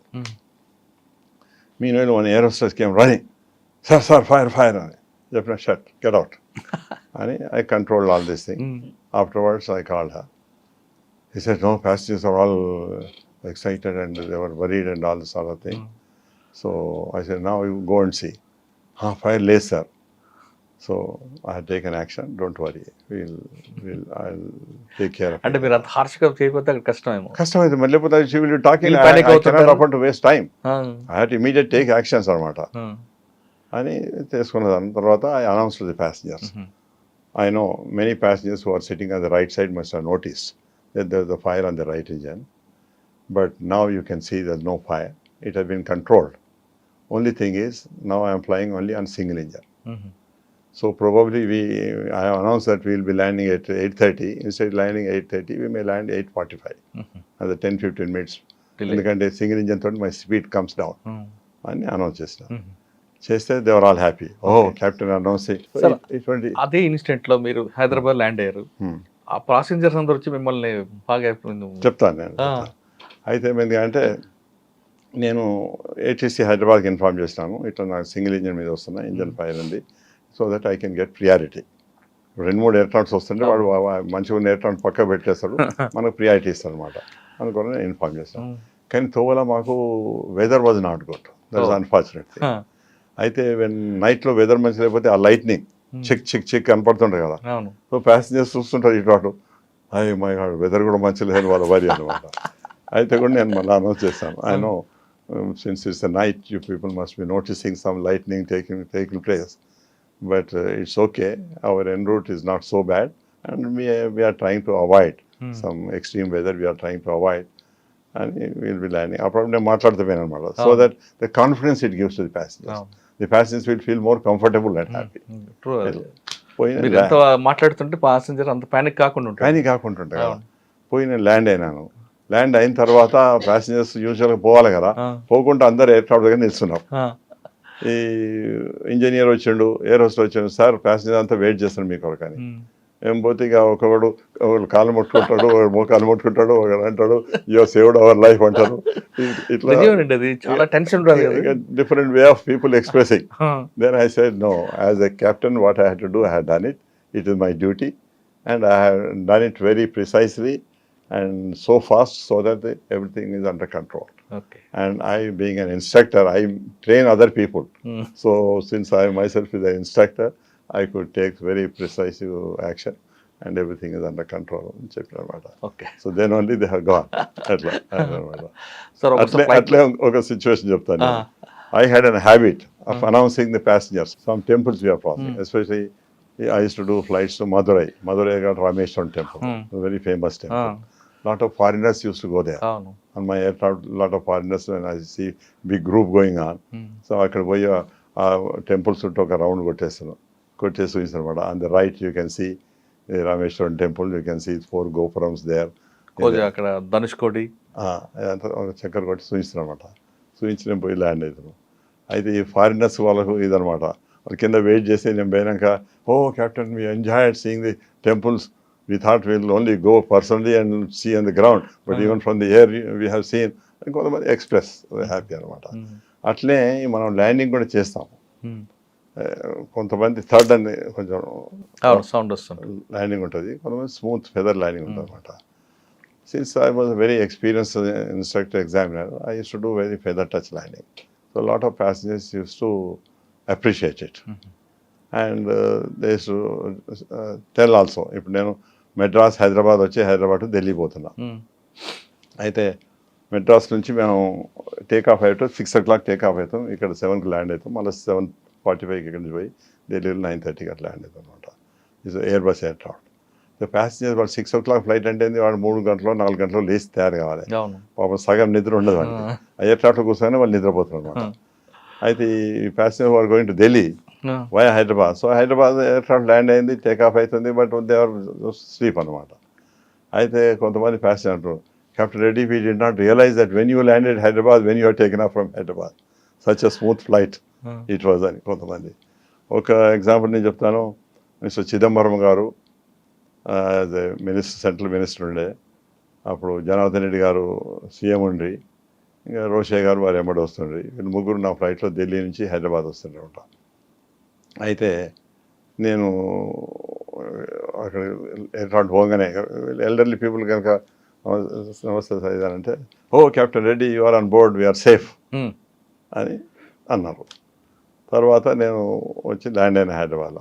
Land అయిన తర్వాత ఆయన చిదంబరం అంటాడు, captain Reddy you do such a kissing landings, we don't even realise we are sitting and talking, ఇంకా land కాలేదని ఒకరు, land అయిందని ఒకరు, ఇట్లా such a thing. You are instructor, why don't you leave this legacy behind and train those people also to do like this అని చిదంబరం గారు అంటే, ఈయన మన జనార్దన్ రెడ్డి గారు అంటూ ఏం వేస్తాను ఈ మినిస్టర్ గారు ఏమో కిస్సింగ్ ల్యాండింగ్ అంటుండు అని అన్నారు. అంటే చెప్పిన సార్ ఈ talking about feather touch landing అని నేను అన్నాను. జోక్ అంటే అంటాను కిస్సింగ్ ల్యాండింగ్ అని అన్నాను. చెప్తున్నాను సార్ ఇది appreciating that feather touch landing. Sir ఫ్లైట్లో మీరు పైకి వెళ్ళిన తర్వాత ఎయిర్లోకి, డే టైం అంటే మీకు క్లౌడ్స్ కనిపిస్తాయి, స్కై కనిపిస్తుంటుంది. నైట్ టైం ఏం కనిపిస్తుంది సార్ అసలు? నైట్లో చెప్తాను. మొదలు ఎప్పుడైతే బ్యాక్ బ్లైండ్కి వెళ్ళాల్సిందేనా? Back 50 years before there were no weather radars. So aircraft we used to fly, especially we used to do night airmail flight by Dakota aircraft from Chennai to Nagpur, Nagpur to Chennai back. అయితే అప్పుడు weather we cannot see there is no radar at all.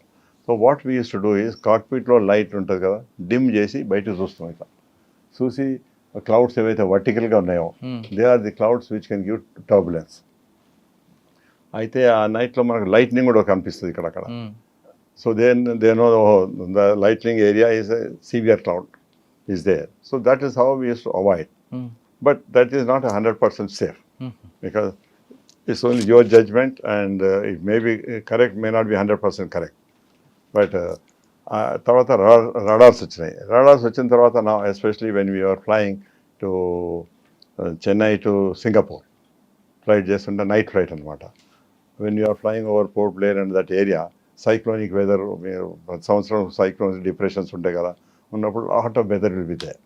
అయితే అటువంటి టైంలో ఈ weather radars are very useful. So we use to see on the weather రాడార్లో red ఏదైతే ఉంటుందో that we use to avoid. But sometimes it so happens ఇది ఒక cloud ఉంది, వెనక అదొక క్లౌడ్ ఉంది. If you are flying in such weather, ఇప్పుడు this is one cloud which I can see in the radar, I cannot see that weather because this is camouflaging the other one. So I use think, oh ఇది ఒక weather కదా, దీన్ని కొంచెం avoid చేసి ఇట్లా పోతా ఉంటాం. ఇట్లా పోయి ఇటు పోయేవాడు మళ్ళీ అదొక వెదర్ ఉంటుంది ఉండేవారు, then you have to again avoid that. So that is how with weather బాగోపోయినా సార్, మా ప్లెయిన్ వెదర్ ఉన్న టైంలో చీకటిగా ఉంటుంది ఆకాశం అంతా. అవును, ఏం కనిపిస్తుంటుంది అండి? ఏం కనపడదు. Purely on the map and on the instruments only we fly. Navigation అంతే. ఇప్పుడేమో అన్ని లేటెస్ట్ నావిగేషన్ మీ కాదు. ఇప్పుడు మీ కార్లో జీపీఎస్ ఇట్లా వచ్చినట్టు ఎయిర్క్రాఫ్ట్లో కూడా లాట్ ఆఫ్ సాఫిస్టికేషన్స్ కావు. ఇప్పుడు జీపీఎస్ మీకు ఈ మధ్యన వచ్చింది, కానీ మాకు 15 years కిందనే ఇటువంటి మాకు ఎయిర్క్రాఫ్ట్లో వచ్చినాయి అనమాట. So that is navigation system is there. అంటే మీరు పైలట్ సీట్లో కూర్చున్న తర్వాత నావిగేషన్ చూడాలి తప్ప ఏది చూడడానికి లేదు, ఏం బయట ఏం కనపడుతుంది, బయట ఏం ఏంటంటే కింద ఏదైనా సిటీ పై నుంచి పోతుంటే లైక్ అంద Nagpur flight when I use to do night flight. So I use to fly over Warangal తర్వాత హైదరాబాద్ మీద, హైదరాబాద్ తర్వాత అదేంది మన చాందా బలాషా ఏదో ఉంది, బలాషా, అది ఆ నుంచి నాగ్పూర్ అనమాట.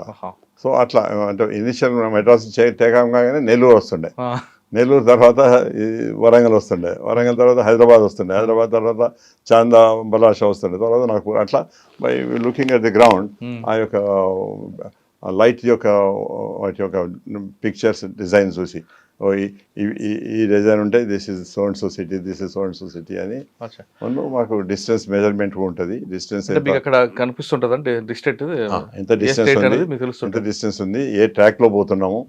అంటే ఇనీషియల్ డెకోడా ఫ్లై చేసినప్పుడు అవి కూడా లేకుండా ఏంటరా, ఆల్ ప్యూర్లీ మ్యాప్ రీడింగ్ ఉన్న క్యాలిక్యులేషన్స్ అంతే. అప్పుడు ఇవన్నీ ఇప్పుడైతే మనం శంషాబాద్ టేక్ ఆఫ్ అయిన తర్వాత టువర్డ్ ఢిల్లీ వెళ్తుంటే వయా బలార్షా అనేది మనకు తెలుస్తుంటుంది. తెలుసు మనకి ఇప్పుడు డైరెక్ట్ మనం అక్కడ నుంచి నాగ్పూర్ పోతుంటే నాగ్పూర్ ఇంత దూరం రైట్కి పోతున్నది, ఈ మనం తర్వాత భోపాల్ పోతాం, భోపాల్ కింద పోతుంది. ఇవన్నీ ఇప్పుడు మంచిగా it is now pleasure to fly. అప్పుడు ఇది కాదనమాట. ఇప్పుడు ఢిల్లీ పోవాలంటే వయా నాగ్పూర్ పోవచ్చు, లేదా ఇంకొక రూట్ కూడా ఉంది అనుకుంటే, ప్యారల్ రూట్ కూడా ఉంది అనుకుంటే. సాధారణంగా what we do is A to B we fly direct. But unless there is some requirement to avoid, there may be fire ranges ఉండొచ్చు, ఆర్ ఎయిర్ ఫోర్స్ ఫ్లైట్ వాళ్ళ ఏరియా ఉంటుంది where they will be practising there flying aerobatics చేస్తుంటారు. అటువంటి ఏరియాస్కు మాకు మొదలే information ఉంటుందన్నమాట. Note ఏముంటుంది ఈ ఏరియా, ఇప్పుడు if I'm flying from here to their to their, అయితే ఇక్కడ ఫైరింగ్ రేంజ్ ఉందంటే వి అవాయిడ్ దట్ ఏరియా. కానీ ఏ టు బి ఉంటుంది direct, A to B direct as the crow flies. Okay sir, మన పెద్దల గురించి మాట్లాడుతున్నాం. రాజశేఖర రెడ్డి గారు ఆ ఇష్యూ జరిగినప్పుడు సాధారణంగా రాజశేఖర రెడ్డి గారు ఎక్కడైనా ముందు ప్రజలు ఉన్నారంటే వెళ్ళాలని ఇష్టపడతారు. అది ప్రతి పొలిటీషియన్స్ ఉంటుంది, కానీ రాజశేఖర రెడ్డి గారు కొంచెం ఎక్కువ చూపిస్తుంటారు. ఆ రోజు జరిగినప్పుడు ఒకవేళ మీరే ఉండుంటే ఆయన అవాయిడ్ చేసేవారు అనేది ఒక వార్త ఉంది, వాస్తవం అంటారు? ఇదే క్వశ్చన్ దానికంటే ముందు just give you prior thing. 2-3 times Chandrababu Naidu garu ఉన్నప్పుడు కూడా నేను I was his aviation adviser అన్నమాట. So I was in charge of this VIP flights and I was in charge of it. So I couple of times it so happened I gone to the airport. I told him, sir, weather is not good. ఎందుకంటే అప్పుడు ఈ బేగంపేటలో మన బెంగళూరు నుంచి వచ్చే ఫ్లైట్లు, హైదరాబాద్ నుంచి మన మెడ్రాస్ నుంచి వచ్చే ఫ్లైట్లు, ఢిల్లీ అన్ని ఫ్లైట్స్ వస్తాయి కదా. They were all pilots, my juniors and my students only. I used to inquire, how is the weather en route? If they say, no, weather is fine, well and good. Somebody says that, no, sir, Bangalore route is very bad and all that. So I used to take the information. Apart from the forecast, I used to get the active weather condition from these pilots. Then a couple of times, CM garu, Chandrababu garu వచ్చిండ్రు, మన లాంజ్లో కూర్చున్నారు, VIP లాంజ్లో కూర్చున్నారు. I had gone and I told him, sir, the weather manchaledu, ippade pilot landed from Bangalore. He said, en route weather is not good, so it may take 3-4 hours to improve, sir. Ante my 3-4 hours aithe, then why should I sit here? I'll go and sit in the secretariat. As and when it improves, you please let me know, I will come. Atla I could convince, because of my position, because of my experience, I could convince. ఓసారి 2 సార్లు situations were they, అయ్యో అక్కడ 2 లక్షల మంది wait చేస్తుండండి మా కొరకు అని కూడా అటువంటి సిచ్యువేషన్ కూడా వచ్చినా కానీ నేను చెప్తాను, సార్ ఇట్స్ చంద్రబాబు గారు అన్నారు అంటే నేను చెప్తాను, సార్ ఈ సిచ్యువేషన్ ఇస్ లైక్ దిస్, మేము via so and so place I can route, but అక్కడ రీఫిల్లింగ్ ఫెసిలిటీ లేదు, అందుకొరకు దెర్ మే బి డిలే అని అంటే, మంచిది అట్లయితే నేను ఆఫీస్లో పోయి కూర్చుంటాను, as and when you are ready, you let me know. So that sort of a situations also came. అటువంటి సిచ్యువేషనే ఇప్పుడు వైఎస్ఆర్ గారు అప్పుడు కూడా వచ్చిందనమాట.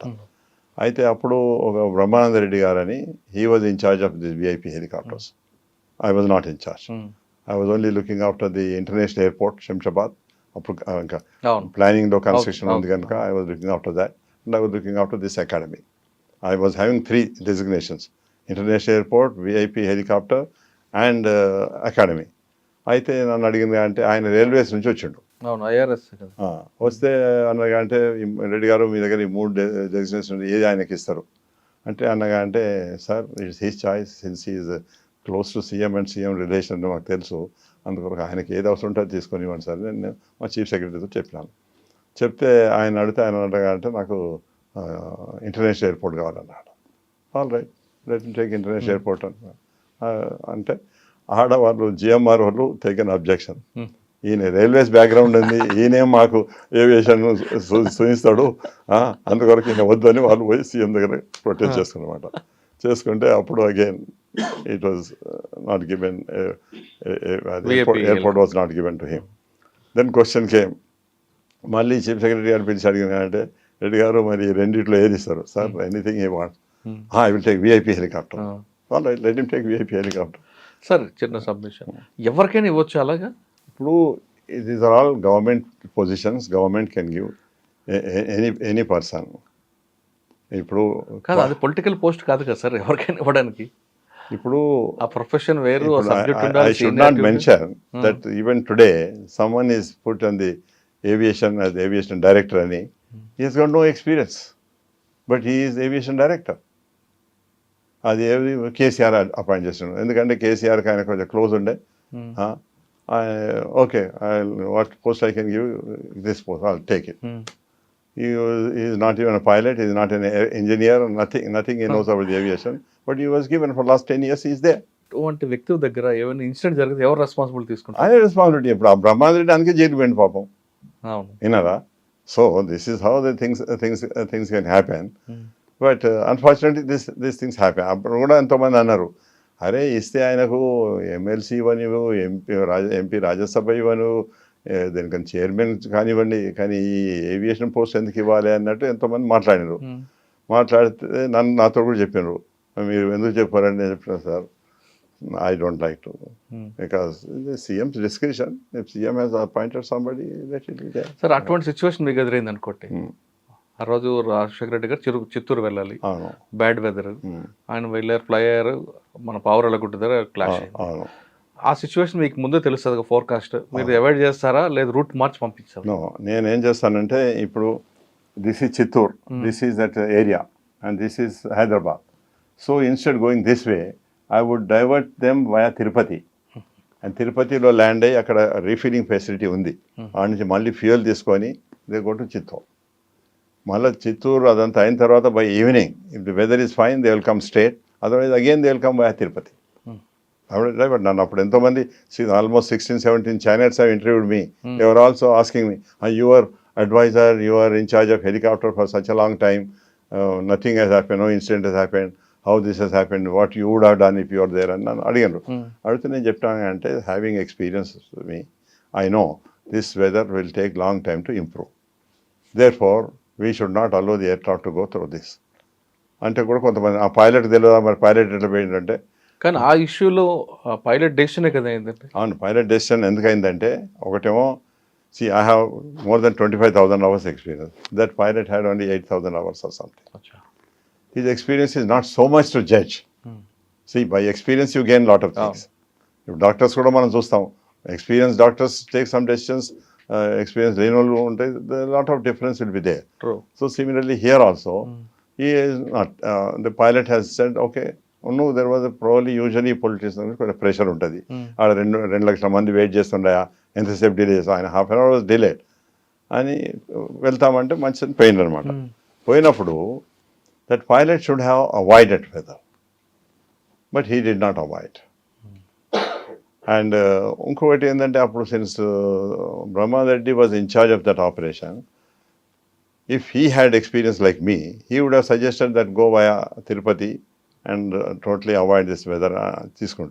But since he is not having aviation experience, he probably did not interfere with the pilot's decision. And pilot has decided. నేను ఉన్నప్పుడు కూడా ఎన్నోసార్లు పైలట్ డెసిషన్స్ వచ్చినాయి, ఇట్లా వస్తే I said no, it is not so. You should go like this.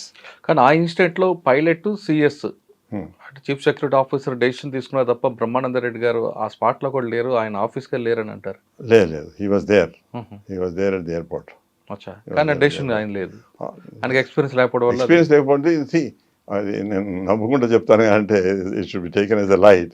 ఈయన ఏదో చెప్తే వాళ్ళు అన్నాడు, ఏ రైలుగాడి నహీ హోతా సాబ్, ఏ రైలుగాడి నహీ హోతా సాబ్ అన్నారు. పైలట్ హ్యాస్ సెడ్ ఏ రైలుగాడి నహీ హోతా సాబ్ అంటే చూడండి మరి అట్లా. Then how can that pilot be taught by this man? ఇప్పుడు ఎక్స్పీరియన్స్ మాట్లాడడం చెప్తే నో ఇట్స్ లైక్ దిస్ అని I can boldly tell, but he cannot say that. So ఆయన ఏదో చెప్పబోతే వాడు సర్కాస్టిక్గా మాట్లాడిన అనమాట, రైలుగాడి నహీ హోతా సాబ్ అని. సో ఇటువంటి సిచ్యువేషన్స్ కూడా ఎయిర్క్రాఫ్ట్ కి రియల్ కేస్ ఆయనకి there's a lot of difference. You may be having experience in the trains and all that. You may be able to advise something, but is the aviation you know nothing, you cannot advise అన్నట్టు వాడు సర్కాస్టిక్గా చెప్పిండు అనమాట అట్లా. So that sort of a thing was there. Unfortunately, it has happened. He was one of the best leader which country needed. More so, our state needed such a dynamic leader. True. But unfortunately, it has happened. Okay. But I at times feel if I were there, probably I would have seen that he is routed via Tirupati and it is avoided. ఇంకొకటి మీకు చెప్పదలుచుకుంటే, నేను when I was aviation advisor to the government and in charge of VIP helicopters, what I did is, and every district headquarters, we have put some fuel. Okay.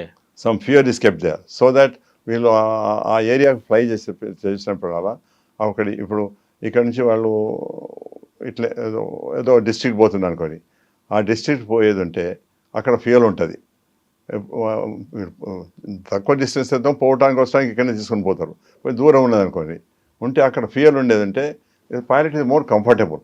When he has got more fuel, he knows that I can avoid this weather, I can do this, ఇక్కడ పోతే ఇది మంచిగా లేకపోతే I can go here అన్న ఆ యొక్క comfort ఉంటుంది.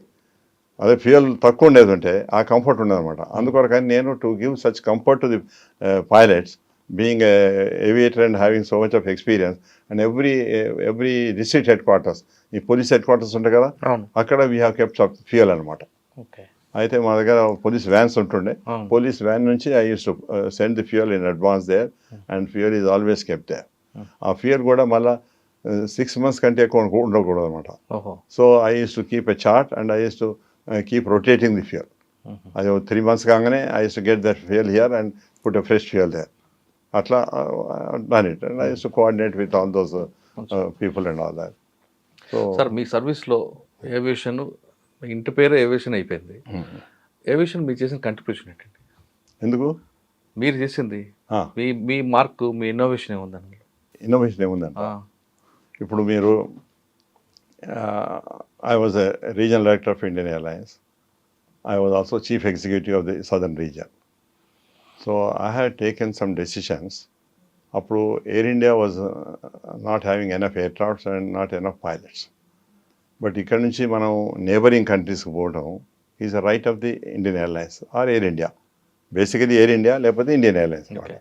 Aithe atonti situation lo I have seen foreign airlines are coming here. Mana airlines reciprocal povale. Potaledu endukante we don't have pilots in Air India or we don't have aircrafts. So I approached the ministry that I have aircraft, I have crew, I can operate this flight. So I was given a free hand. That's how I have started Madras, Singapore Madras, Madras Kuala Lumpur Madras, Madras Bangkok Madras. These are the 3 international flights I started for the Tamil Nadu. I started 3 international flights for the Kerala, Calicut Doha, Calicut Bahrain, Calicut Kuwait. Similarly, I started for the Bangalore Sharjah, Bangalore Kuala Lumpur, Bangalore Singapore ఇట్లా అన్నమాట. తర్వాత I started from Hyderabad also, Hyderabad Muscat, Hyderabad Sharjah, Hyderabad Kuwait, right, I started. So తర్వాత అప్పుడు జయంతి నటరాజన్ గారు మా minister అయినారు. మా minister civil aviation ఏమో సిఎం ఇబ్రాహిం గారు ఉండ్రి, union minister. Minister of state was Jayanthi Natarajan గారు. వారు అయిన తర్వాత she is from south, she is from Tamil Nadu. So she said, captain Reddy గారు, I want some flight to be introduce, more flights from Chennai. I said, madam, I can give you Trichy, Sharjah I can give, and also Coimbatore, Sharjah I can give. These are the flights I can give. So she was very happy. We given. So with the result, every state, I had 4 states, every state I had given 3 flights. 3 to 4, 12 flights, plus these 2 additional flights I have given. So total 14 international flights I have given to southern region. ఓ With the result, before that almost 7-8 years, airline was in losses. When I have introduced these things, the revenue of the southern region has increased so much. Usually it is number 1 Bombay, number 2 Delhi, number 3 was Calcutta, number 4 was the Chennai. But within few months, we have crossed the Calcutta. Afterwards, another 6 months or so, we crossed Delhi. So we were number 2, next to Bombay. అయితే అప్పుడు minister గారు అన్నారు అంటే at this rate probably you will supersede Bombay also అన్నారు. లేదు sir, because I am introducing flights to western region. ఏది Gulf అంతా Bombay reason కింద వస్తుంది. So if I go here, the Bombay will go here. If I go here, Bombay will go further because I am contributing for their revenue. Therefore, I can never cross Bombay. Okay But I crossed these two big this thing, and I am earning so much of revenue and all that sort of thing. So they were all very happy అనమాట. Okay కానీ అయితే- private సెక్టార్లో success అయినంతగా air India కానీ airlines ఎందుకు success అవ్వలేదు? No, అప్పుడు see, కానీ ఎప్పుడు స్ట్రైక్స్ అని ఇవన్నీ నడుస్తుంటాయి కదండి. no, అప్పుడు at that time the main problem was the shortage of aircrafts in Air India అచ్చా and shortage of crew also. ఓహో So whatever reason it could be, it's at the level of the government or whatever it could be, those were not available. With the result, I had taken advantage of that situation. South India, I had 4 aircrafts under me. So those 4 aircrafts, night లో అన్ని flights అన్ని 9:30, 10కి వచ్చి ఇక్కడ ఉంటాయి అనమాట. తెల్లారి 6 వరకు దానికి ఏమి ఉండేది. So I have taken that night these aircrafts to operate to Singapore back or to Kuala Lumpur back or to some place like that. So that is how I have utilized these aircrafts. So that's how I could improve this flight. ఇంకోటి I have given some incentive to the engineers also. వాడు నైట్లో ఇక్కడ aircraft 10 o'clock వస్తుంది. వచ్చిన తర్వాత వాడు check చేసి పంపాలి. The checks may take 4-5 hours. But I used to tell them, okay, you have done your checks, some checks you have done here.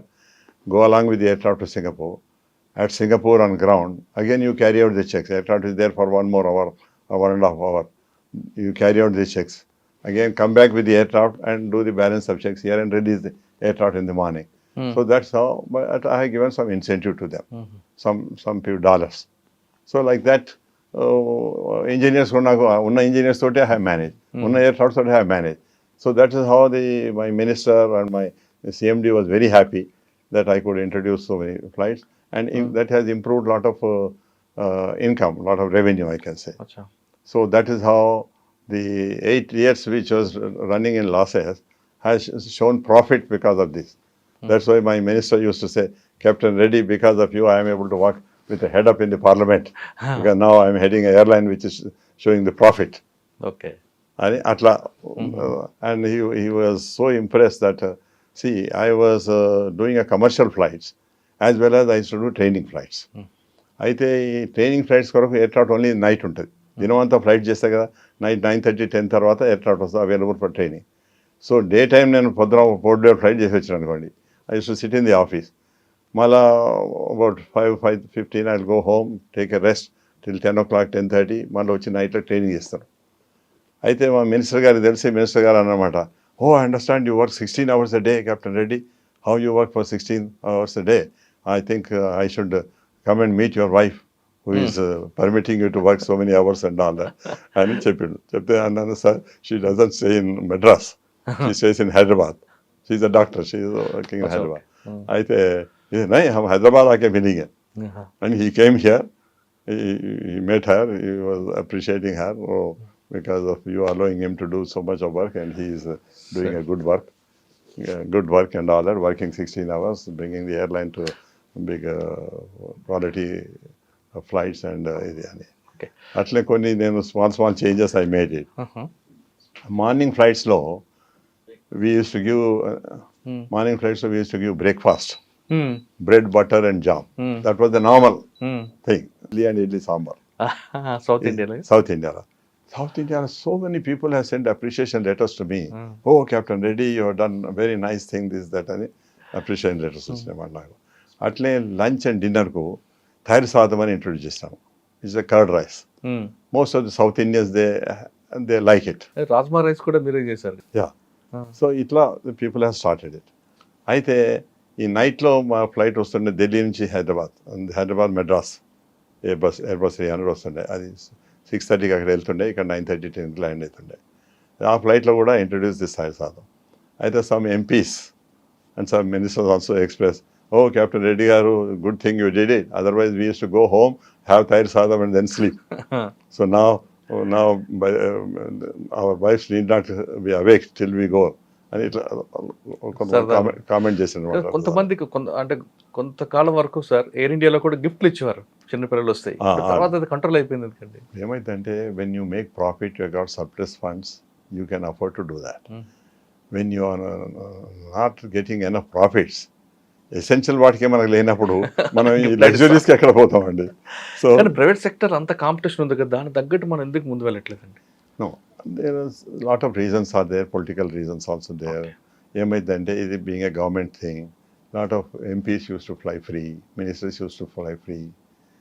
No, if they are economy, they are upgraded to business class or first class. ఇటువంటి చేసే వరకు airline got into losses. Right sir, present మీరు చేస్తున్న Telangana aviation academy డైరెక్టర్గా ఇక్కడ మీ work ఏముందండి? Now I am known as their secretary and CEO. Telangana as a chief executive officer అన్నమాట. అయితే ఇప్పుడు తెలంగాణ మొదలు it was Andhra Pradesh aviation academy, then it became at the time of bifurcation it became Telangana state aviation academy. So there మీరు ఏమడుతున్న దాని విషయం అంటే మీ work ఇక్కడ ఏముందండి? ఇక్కడ మీ వర్క్ కానీ మీ ఇక్కడ ఇన్నోవేషన్ ఏమంటే మా దగ్గర basically this academy is for training the pilots, commercial pilots who qualify by doing the 200 hours of training, then they get commercial pilot license, then they join the airlines or they become instructors in the flying academies, etc. అయితే మొదలు ఏమవుతుండే మా దగ్గర only 2 aircrafts ఉండే. ఆ 2 ఎయిర్క్రాఫ్ట్స్లలో ఒక aircraft engine ఓవరాల్కి వచ్చింది అనుకోండి, 2000 hours 2200 hours ఓవరాల్కి వస్తాయి. వచ్చినప్పుడు they use to ground the aircraft and send the engine to abroad for reconditioning, reconditioning అనుకోండి, లేకపోతే కొత్త దాన్ని ఓవరాల్ చేసి పంపుతారు. That use to take 2-3 months. So that 2-3 months that aircraft was on ground. అయ్యేవరకు ఏమైంది, flying was affected. After I came, what I did is I would get a new engine and send this engine for the overhaul or for the దాన్ని core engine అని దీనికి కొంత వాడు praise ఇస్తారనమాట. ఇచ్చి suppose that's 20 lakhs ఉంటే దీనికి 5 lakhs చేస్తారు. అట్లాంటి అరేంజ్మెంట్ చేసుకొని I started getting the engine. Always engine అది 2000 hours చేయాలంటే by the time it comes 1800 hours itself I was getting another engine replacement. అయితే ఏం చేస్తాను, the moment this engine completes its hours, I use to change the new engine in 2 days time. It means only 2 days aircraft is grounded, not 3 months. So that is one thing.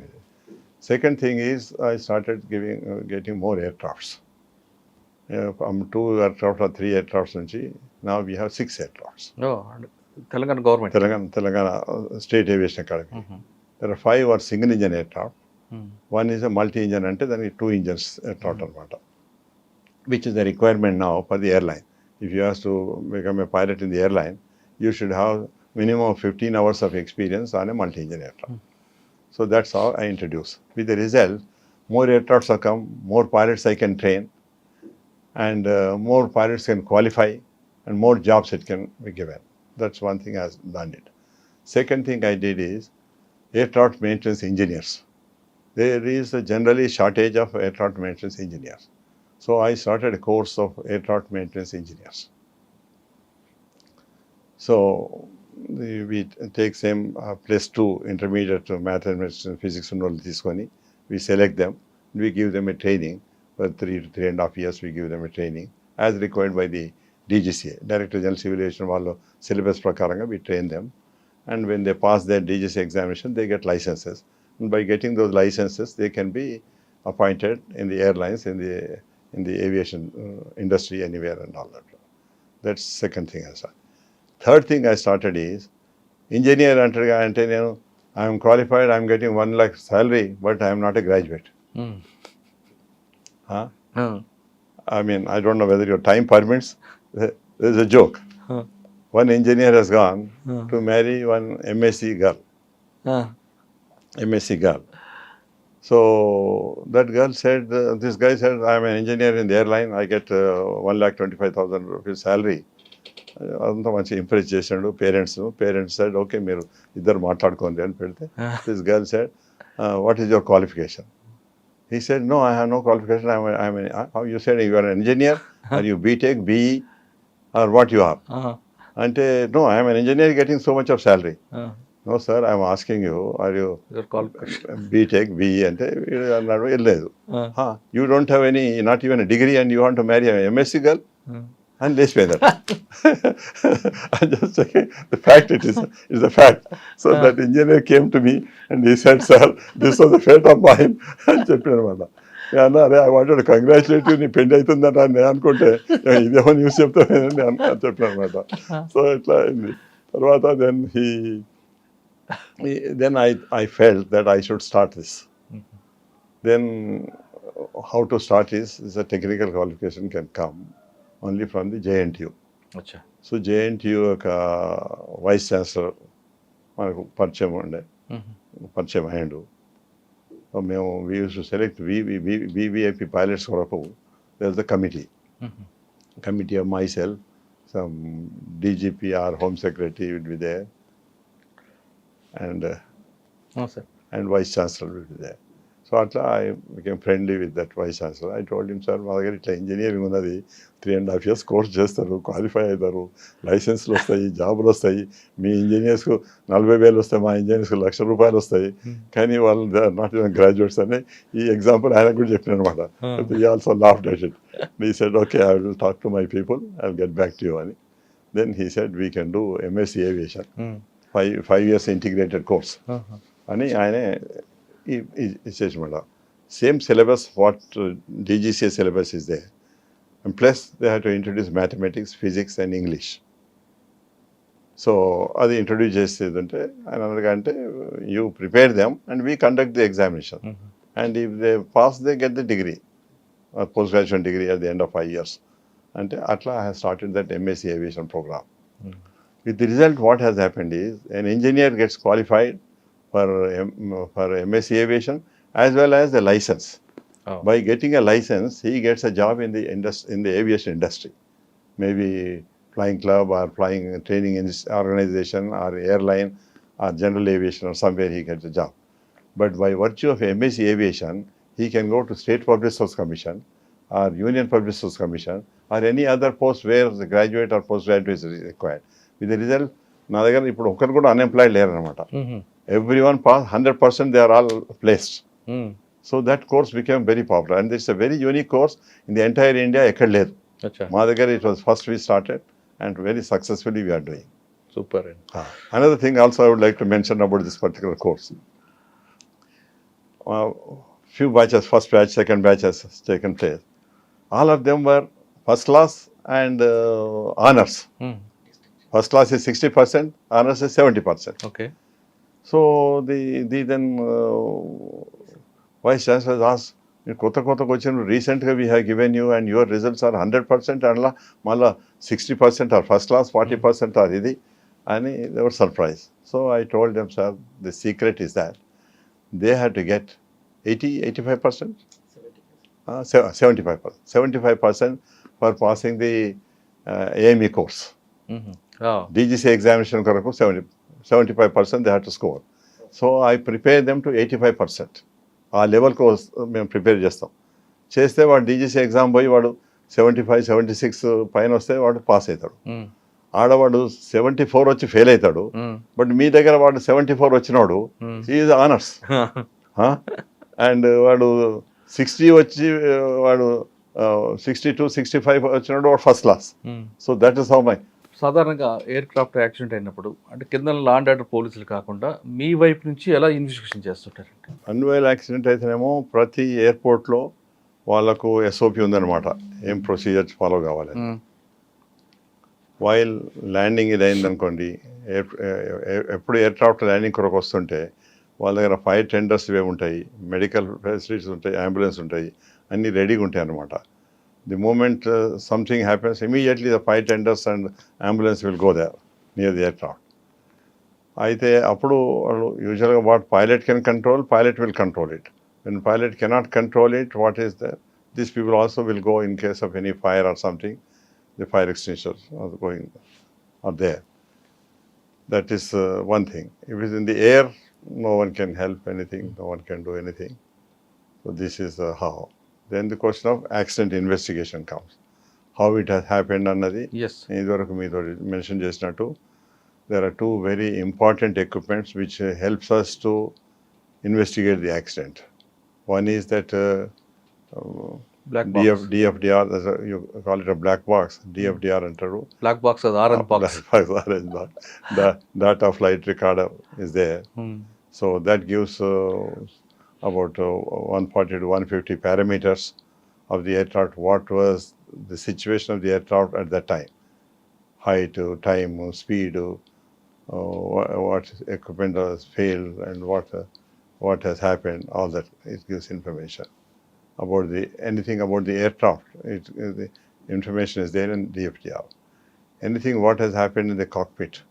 Cockpit voice recorder is there. That records what pilots were talking to each other, what equipment has failed, what they were discussing about it.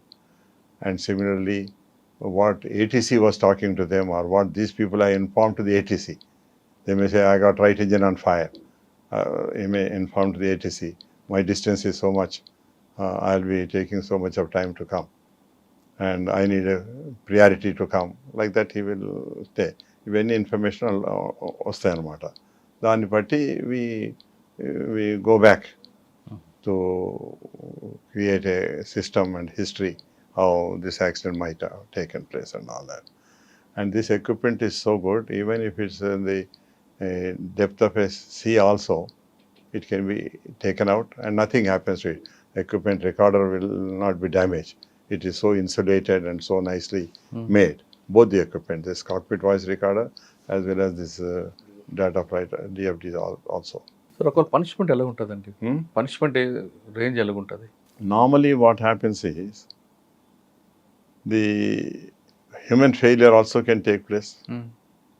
Where అంటే ఇప్పుడు ATC officer, he has permitted one aircraft to come at 30,000 feet.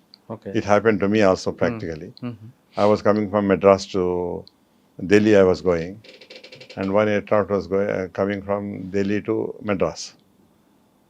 So వాడు హైదరాబాద్ వరకు ఒక height ఇచ్చిండు, 30,000 feet ఒకరికి, 31,000 ఒకరికి. హైదరాబాద్ దాటిన తర్వాత వాడు అనగా అంటే Madras పోయేటోడు, I want to descend to 30,000. He was permitted.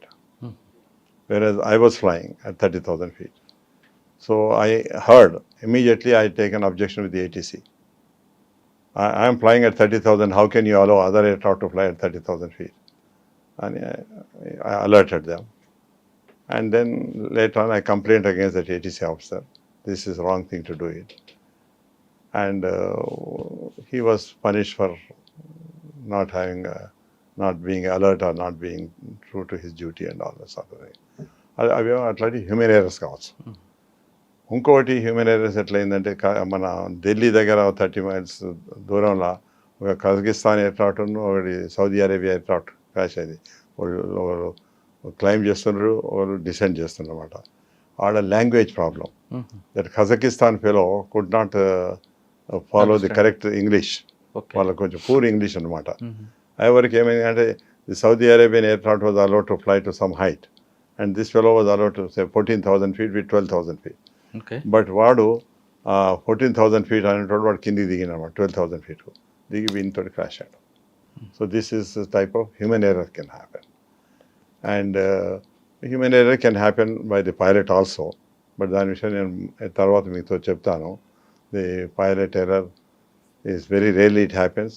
But ఏం ఎవిడెన్స్ లేకపోతే వాడు పైలట్ ఎర్రర్ అని పెట్టేస్తాడు అన్నమాట.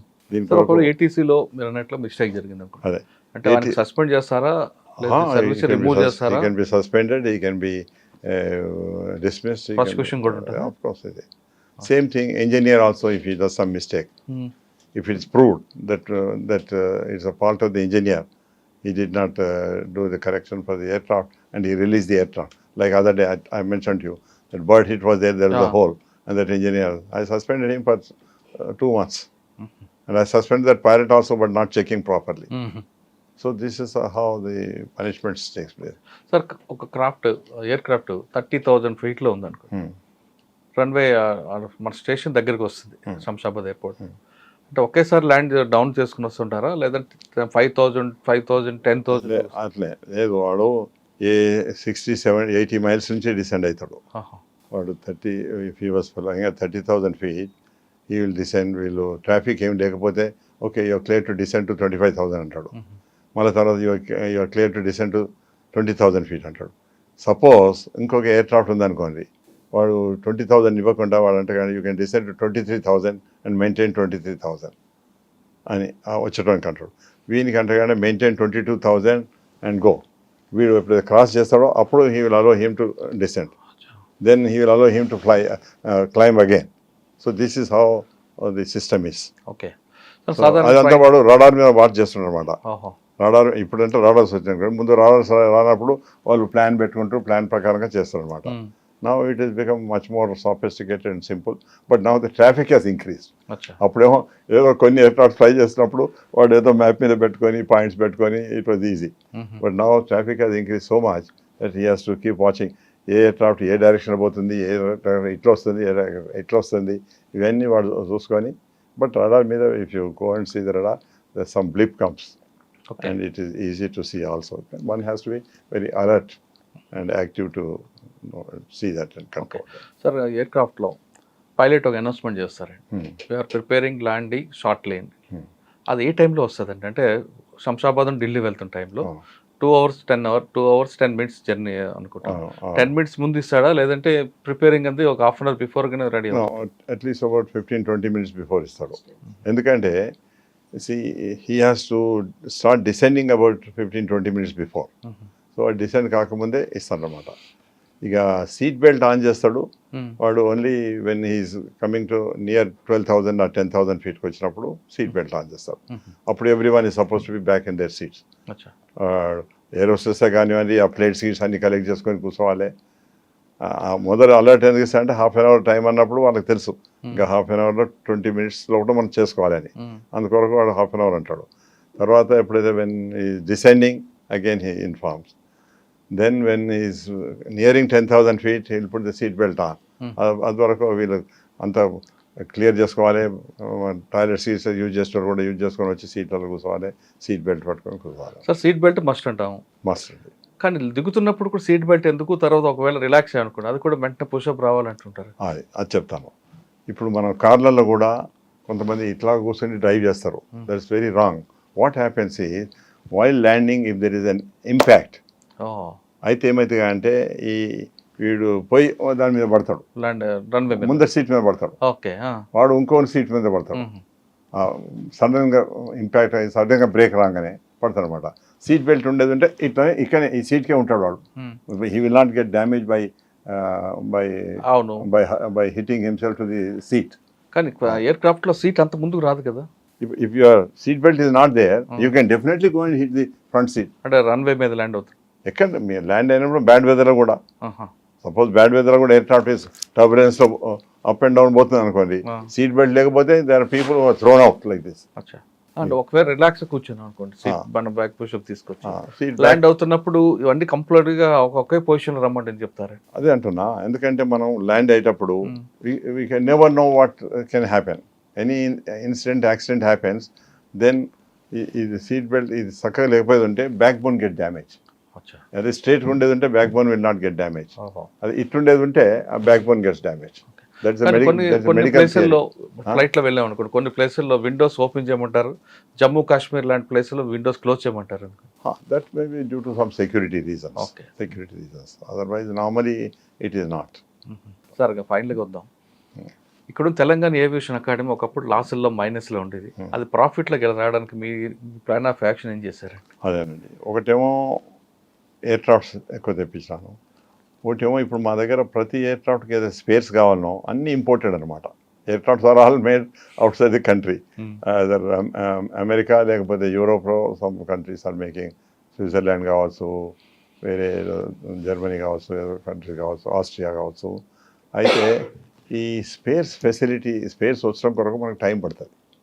సో యూ షుడ్ నో ఈ ఎయిర్క్రాఫ్ట్కు మనకు ప్రతి 200 అవర్స్కు ఈ స్పేర్ చేంజ్ చేయాలి, 500 అవర్స్కి ఈ స్పేర్ చేంజ్ చేయాలి, 2000 అవర్స్ అయితే ఇంజనే చేంజ్ చేయాలి. దాని కొరకు మేము ఒక చార్ట్ పెట్టుకొని we have to keep monitoring when it is coming another 200 hours. So I start ordering, ఎందుకంటే that 200 hours will take another 2 months to go. An average if you fly 100 hours. If I know my flying is more than 100 hours, then one month before itself I should. Inkokati, maintaining this thing and maintaining the spares and equipment. That's one important thing. And also, if I got 2-3 engineers. Okay, engineer ఏదో sir నాకు Christmas వస్తుంది, నేను లీవ్లో పోదలుచుకున్నాను, 1 month అంటాడు. పోయేదంటే మరి one engineer may not be able to attend on to major things. One small things he can attend. అప్పుడు ఆ major inspection వస్తున్నది, వచ్చినప్పుడు మరి అతన్ని నేను లీవ్లో ఇస్తే this one fellow says shortage of man power sir, I cannot do అంటాడు వాడు. అందుకొరకు I also plan that man hours, man management కూడా చూసుకోవాలి, ఇటు స్పేస్ రిక్వైర్మెంట్ చూసుకోవాలి, ఇవన్నీ ప్లాన్ చేయాలన్నమాట. ఇంకొకటి ఏంటంటే ఇది టైమ్లీ చేసుకోవాలి. ఇప్పుడు రైనీ సీజన్ రైనీ సీజన్లో మేము ఫ్లయింగ్ ఎక్కువ చేయం. అటువంటి టైంలో I can if somebody applies a leave, I can be liberal to sanction leave, ఎందుకంటే ఫ్లయింగ్ తక్కువ అవుతుంది. బట్ ఫేర్ సీజన్ మాకు ఇప్పుడు యూజువల్గా ఆగస్ట్, సెప్టెంబర్ నుంచి మార్చ్ వరకు మోర్ ఫ్లయింగ్ వి డూ. ఆ సీజన్లో మాత్రం we have restrictions to see that I don't allow many people to go on leave, whether the technician or an engineer or any person whose services are required. That's one thing I have planned. Second thing is the performance. And third thing is the staff requirement. In advance I had to plan how many technicians are required, how many, some people will give 2 months notice to leave, some people will give 3 months leave. So within that period I had to see that I replace them so that there is no vacuum. Itla man management anamata. Tarvata aircrafts serviceability, I had to see that they are serviceable, especially in a fair weather time it should be serviceable to me. So that's how we have improved the thing. And earlier I used to have, since 2 aircrafts were there, flying was very less, revenue was less, employees were also less. Now I got more aircrafts, more revenue is there, more staff is there. What used to be earlier 20-30 staff, now I got 70 to 80 member staff is there. Okay. So this is how the improvement takes place, and from loss making to profit making I did it. Like I mentioned to the airline, I introduced those 14 international flights. With the result, my revenue has shot up. So ఇక్కడ కూడా ఇవన్నీ precautions తీసుకుంటంతో the revenue has increased and my situation is very good. Sir, me profession పక్కన పెట్టి మీ personal లైఫ్లో మీరు ఈ దీంట్లో కూడా ఈ రెండు ఎలా మెయింటైన్ చేస్తున్నారండి? ఇంత స్టిఫ్గా వాయిస్ అలాగే ఉంది. మీకు ఏజ్ ఎంత ఉంటుందో ఇప్పుడు? You tell me what could be my age.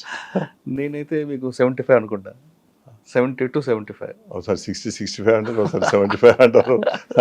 So I'm 86 now. అది ఎలా మెయింటైన్ చేస్తున్నారండి ఫిట్నెస్ See, అంతా? అంటే క్రాఫ్ట్, ఎయిర్ క్రాఫ్ట్ ఎలాగ ఉండదో మీరు కూడా అలాగే చదువుతున్నారా? See, as a pilot, we undergo medical every 6 months medical exam. That too with a medical board, Air Force medical board. So they are very strict about it. The medical standards are very strict. Obesity is very bad. See, my wife is a doctor, so she keep telling. Madam మీకు బాగా train ఇస్తున్నారు. She keep controlling the food and the way which gives protein, which gives fats, which is all sort of things, plants and all that. But basically I do some yoga, I do some exercise, I do walking, I do regularly. No, like my wife keeps saying, one should eat to live, not live to eat. ఓ, బతకడానికి తినాలి, తినడం కోసం బతకదు. So we have to also control in food. ఏదో బాగుంది, బిర్యానీ బాగుంది అని voice తింటే కాదు. And another thing is drink. Smoking and drinking is also very bad for the profession ఒకటి, for health also. ఓకే. ప్రొఫెషన్లో that smoking can cause dangerous situation in the air craft. వాడు తాగేటువంటి అలవాటు ఉంటే వాడు ఎయిర్ క్రాఫ్ట్ దగ్గర వాడు Cigarette. చేసేది ఉంటే the risk of fire and all that sort of thing. Smoking అదొకటి. Risk of drinking also, as drinking and driving is bad, so drinking and flying is much more worse, I can say. Too much bad. Much more worse, I can say. ఇప్పుడు when I was addressing I have addressed some Institute of Aviation, some medicine or Institute of అదేంది మన engineers, institute of engineers హైదరాబాద్లో ఉన్నది, or MIT Madras institute of technology అని మెడ్రాస్లో ఉన్నది, అట్లే ఇక్కడ ఆస్కి అన్నది administrative staff Raj Bhavan road. Administration ఉంది. సో వీళ్ళ దగ్గర పోయి నేను అప్పుడప్పుడు కొంచెం లెక్చర్స్ ఇస్తున్నమాట. They use to invite me. ఫ్లైట్లో మేము అనౌన్స్మెంట్స్ ఇదే చేస్తుంటే సార్ సార్ మీరు వచ్చి మా దగ్గర కొంచెం చేస్తే మాకు కూడా ఇంత నాలెడ్జ్ వస్తుంది అబౌట్ దిస్ థింగ్ అని అంటే I use to go and take the classes. ఒకసారి I will tell you, this Abdul Kalam, who became a later on president and all that, he was earlier a scientist. And he was a scientist. He being a ex-student of the MIT, he was invited as a chief guest. And I was invited, I was the regional director there, so I was invited as a guest of honor. So ఆయన అంత science విషయం ఏదో మాట్లాడాడు. నేను కూడా ఇదే flight safety ఇది అంతా మాట్లాడిన తర్వాత నేను చెప్పినగా అంటే ఇది if A doctor makes a mistake, doctor is a negligent. If he gives a wrong injection, one patient will die, but nothing happens to the doctor. If an engineer is negligent, some building may collapse, some bridge may collapse, but nothing happens to the engineer. Same thing with ATC officer. If he makes a mistake, two aircrafts will collide, but he is in air-conditioned room, nothing happens to him. So I said, if a pilot is you can say negligent, then his own life is involved along with the passengers. Therefore, a pilot can never afford to be negligent. Correct. అని. So అందుకొరకు ఈ accident అయితే ఏదో blame pilot మీద పెట్టేస్తుంటే I have been telling. I was also Pilots Association, I was secretary, I was in a position and all that. I used to protect from the Pilots Association side. Why any accident happens, you are not able to find out what is the cause. But then ultimately you say it's a pilot mistake. Don't say pilot mistake. Investigate in detail. What could be? The whole idea of investigation of accident is how best we can prevent such situations. So that's the main idea, not to blame somebody. First is to find out what has happened, how it has happened, and how it can be avoided in future. Such sort of thing. So that is how our investigation, the basic reason of the investigation should be that. Sir, SN Reddy గారు పిల్లలు ఏం చేస్తున్నారు? I have only one son, and he was a student of an IIT Madras. He was one of the top few students of there. Before that, he was a student of HPS here also. He was the topper there. And he went to IIT, and IIT Nunchi, he went to US to do his masters. While doing masters, he did flying there. He's got American license to fly. NASA. And now today he's a chief engineer in NASA. He's one of the top scientists there. మీ ఇప్పుడున్న profession అంటే air craft అవ్వాలి, air క్రాఫ్ట్లోకి రావాలి, pilot అవ్వాలి అనుకునే ఆస్పిరెంట్స్కి మీరు ఇచ్చే message ఏంటి? అంటే అందరికీ ఉంటుంది వైట్ అండ్ వైట్ వేయాలి, మంచి స్మార్ట్ తయారవ్వాలి, పైలట్ అవ్వాలి, పైనుంచి చూడాలి అని. కానీ దీనికి కూడా కొంత అవును, one may have aspirations, but the basic reason one should be fit. One should be medically and mentally fit, and also physically fit. Physically fit. These are the three things required. అయితే దాని కొరకు one has to be trained, or the parents have to see that they don't కొంతమంది children మంచిగా తిండి పెడతారు, obesity వస్తుంది, he cannot afford to become a pilot. And కొంతమంది చిన్నప్పటి నుంచే వాళ్ళకు సెల్ ఫోన్ ఇస్తారు, వాడు సెల్ ఫోన్ పెట్టుకొని అని ఐస్ ఎఫెక్ట్ అవుతాయి, క్లాసెస్ వస్తాయి, then he will not be fit for it. So కొంతమంది వాడు తండ్రి తాత తాగుతారు, వీని కూడా అరే రారా బాబు నువ్వు కూడా కూర్చో అని వారికి కూడా ఇంత ఇస్తారు, అలవాటు అయిపోతుంది. ఇటువంటి అన్నీ it comes from the grandparents నుంచి వీళ్ళకు వస్తుంది. And that self discipline also is very important అండి. This is a very risky but as long as you take all the precautions and you are good, no risk is there, I can say. In fact, I used to tell in this, when I was address them, I used to say the air travel is the most safest travel, because if you go from Hyderabad to Delhi in 2 hours you reach there. Your risk is only for 2 hours. If you go by train, your risk is there for 30 to 40 hours. Now it may be 24 hours. But if you travel by road, the risk is for 2 days, hours. 2 days or 3 days. Whereas here the risk is only 2 hours. So now you tell me which is more risky. Air travel is not at all risky, I can say. Unless you have a mobile, landing, oh I landed, and my wife thought, my wife is happy, oh my husband is safe. Whereas if he's going by train and bus or by any other transport, so many hours it takes. So your risk is covering for so many hours and all that. So that's why, in fact, I was arguing with the insurance people. Well, your insurance rate for the travel by air should be less than the road and train journey. అని చెప్తే వాళ్ళు అన్నారు కాదు sir మొదటి మేము అనుకుంటాం air అంటే risk అని అనుకుంటాం అంటే now you change your concept. I keep arguing with them.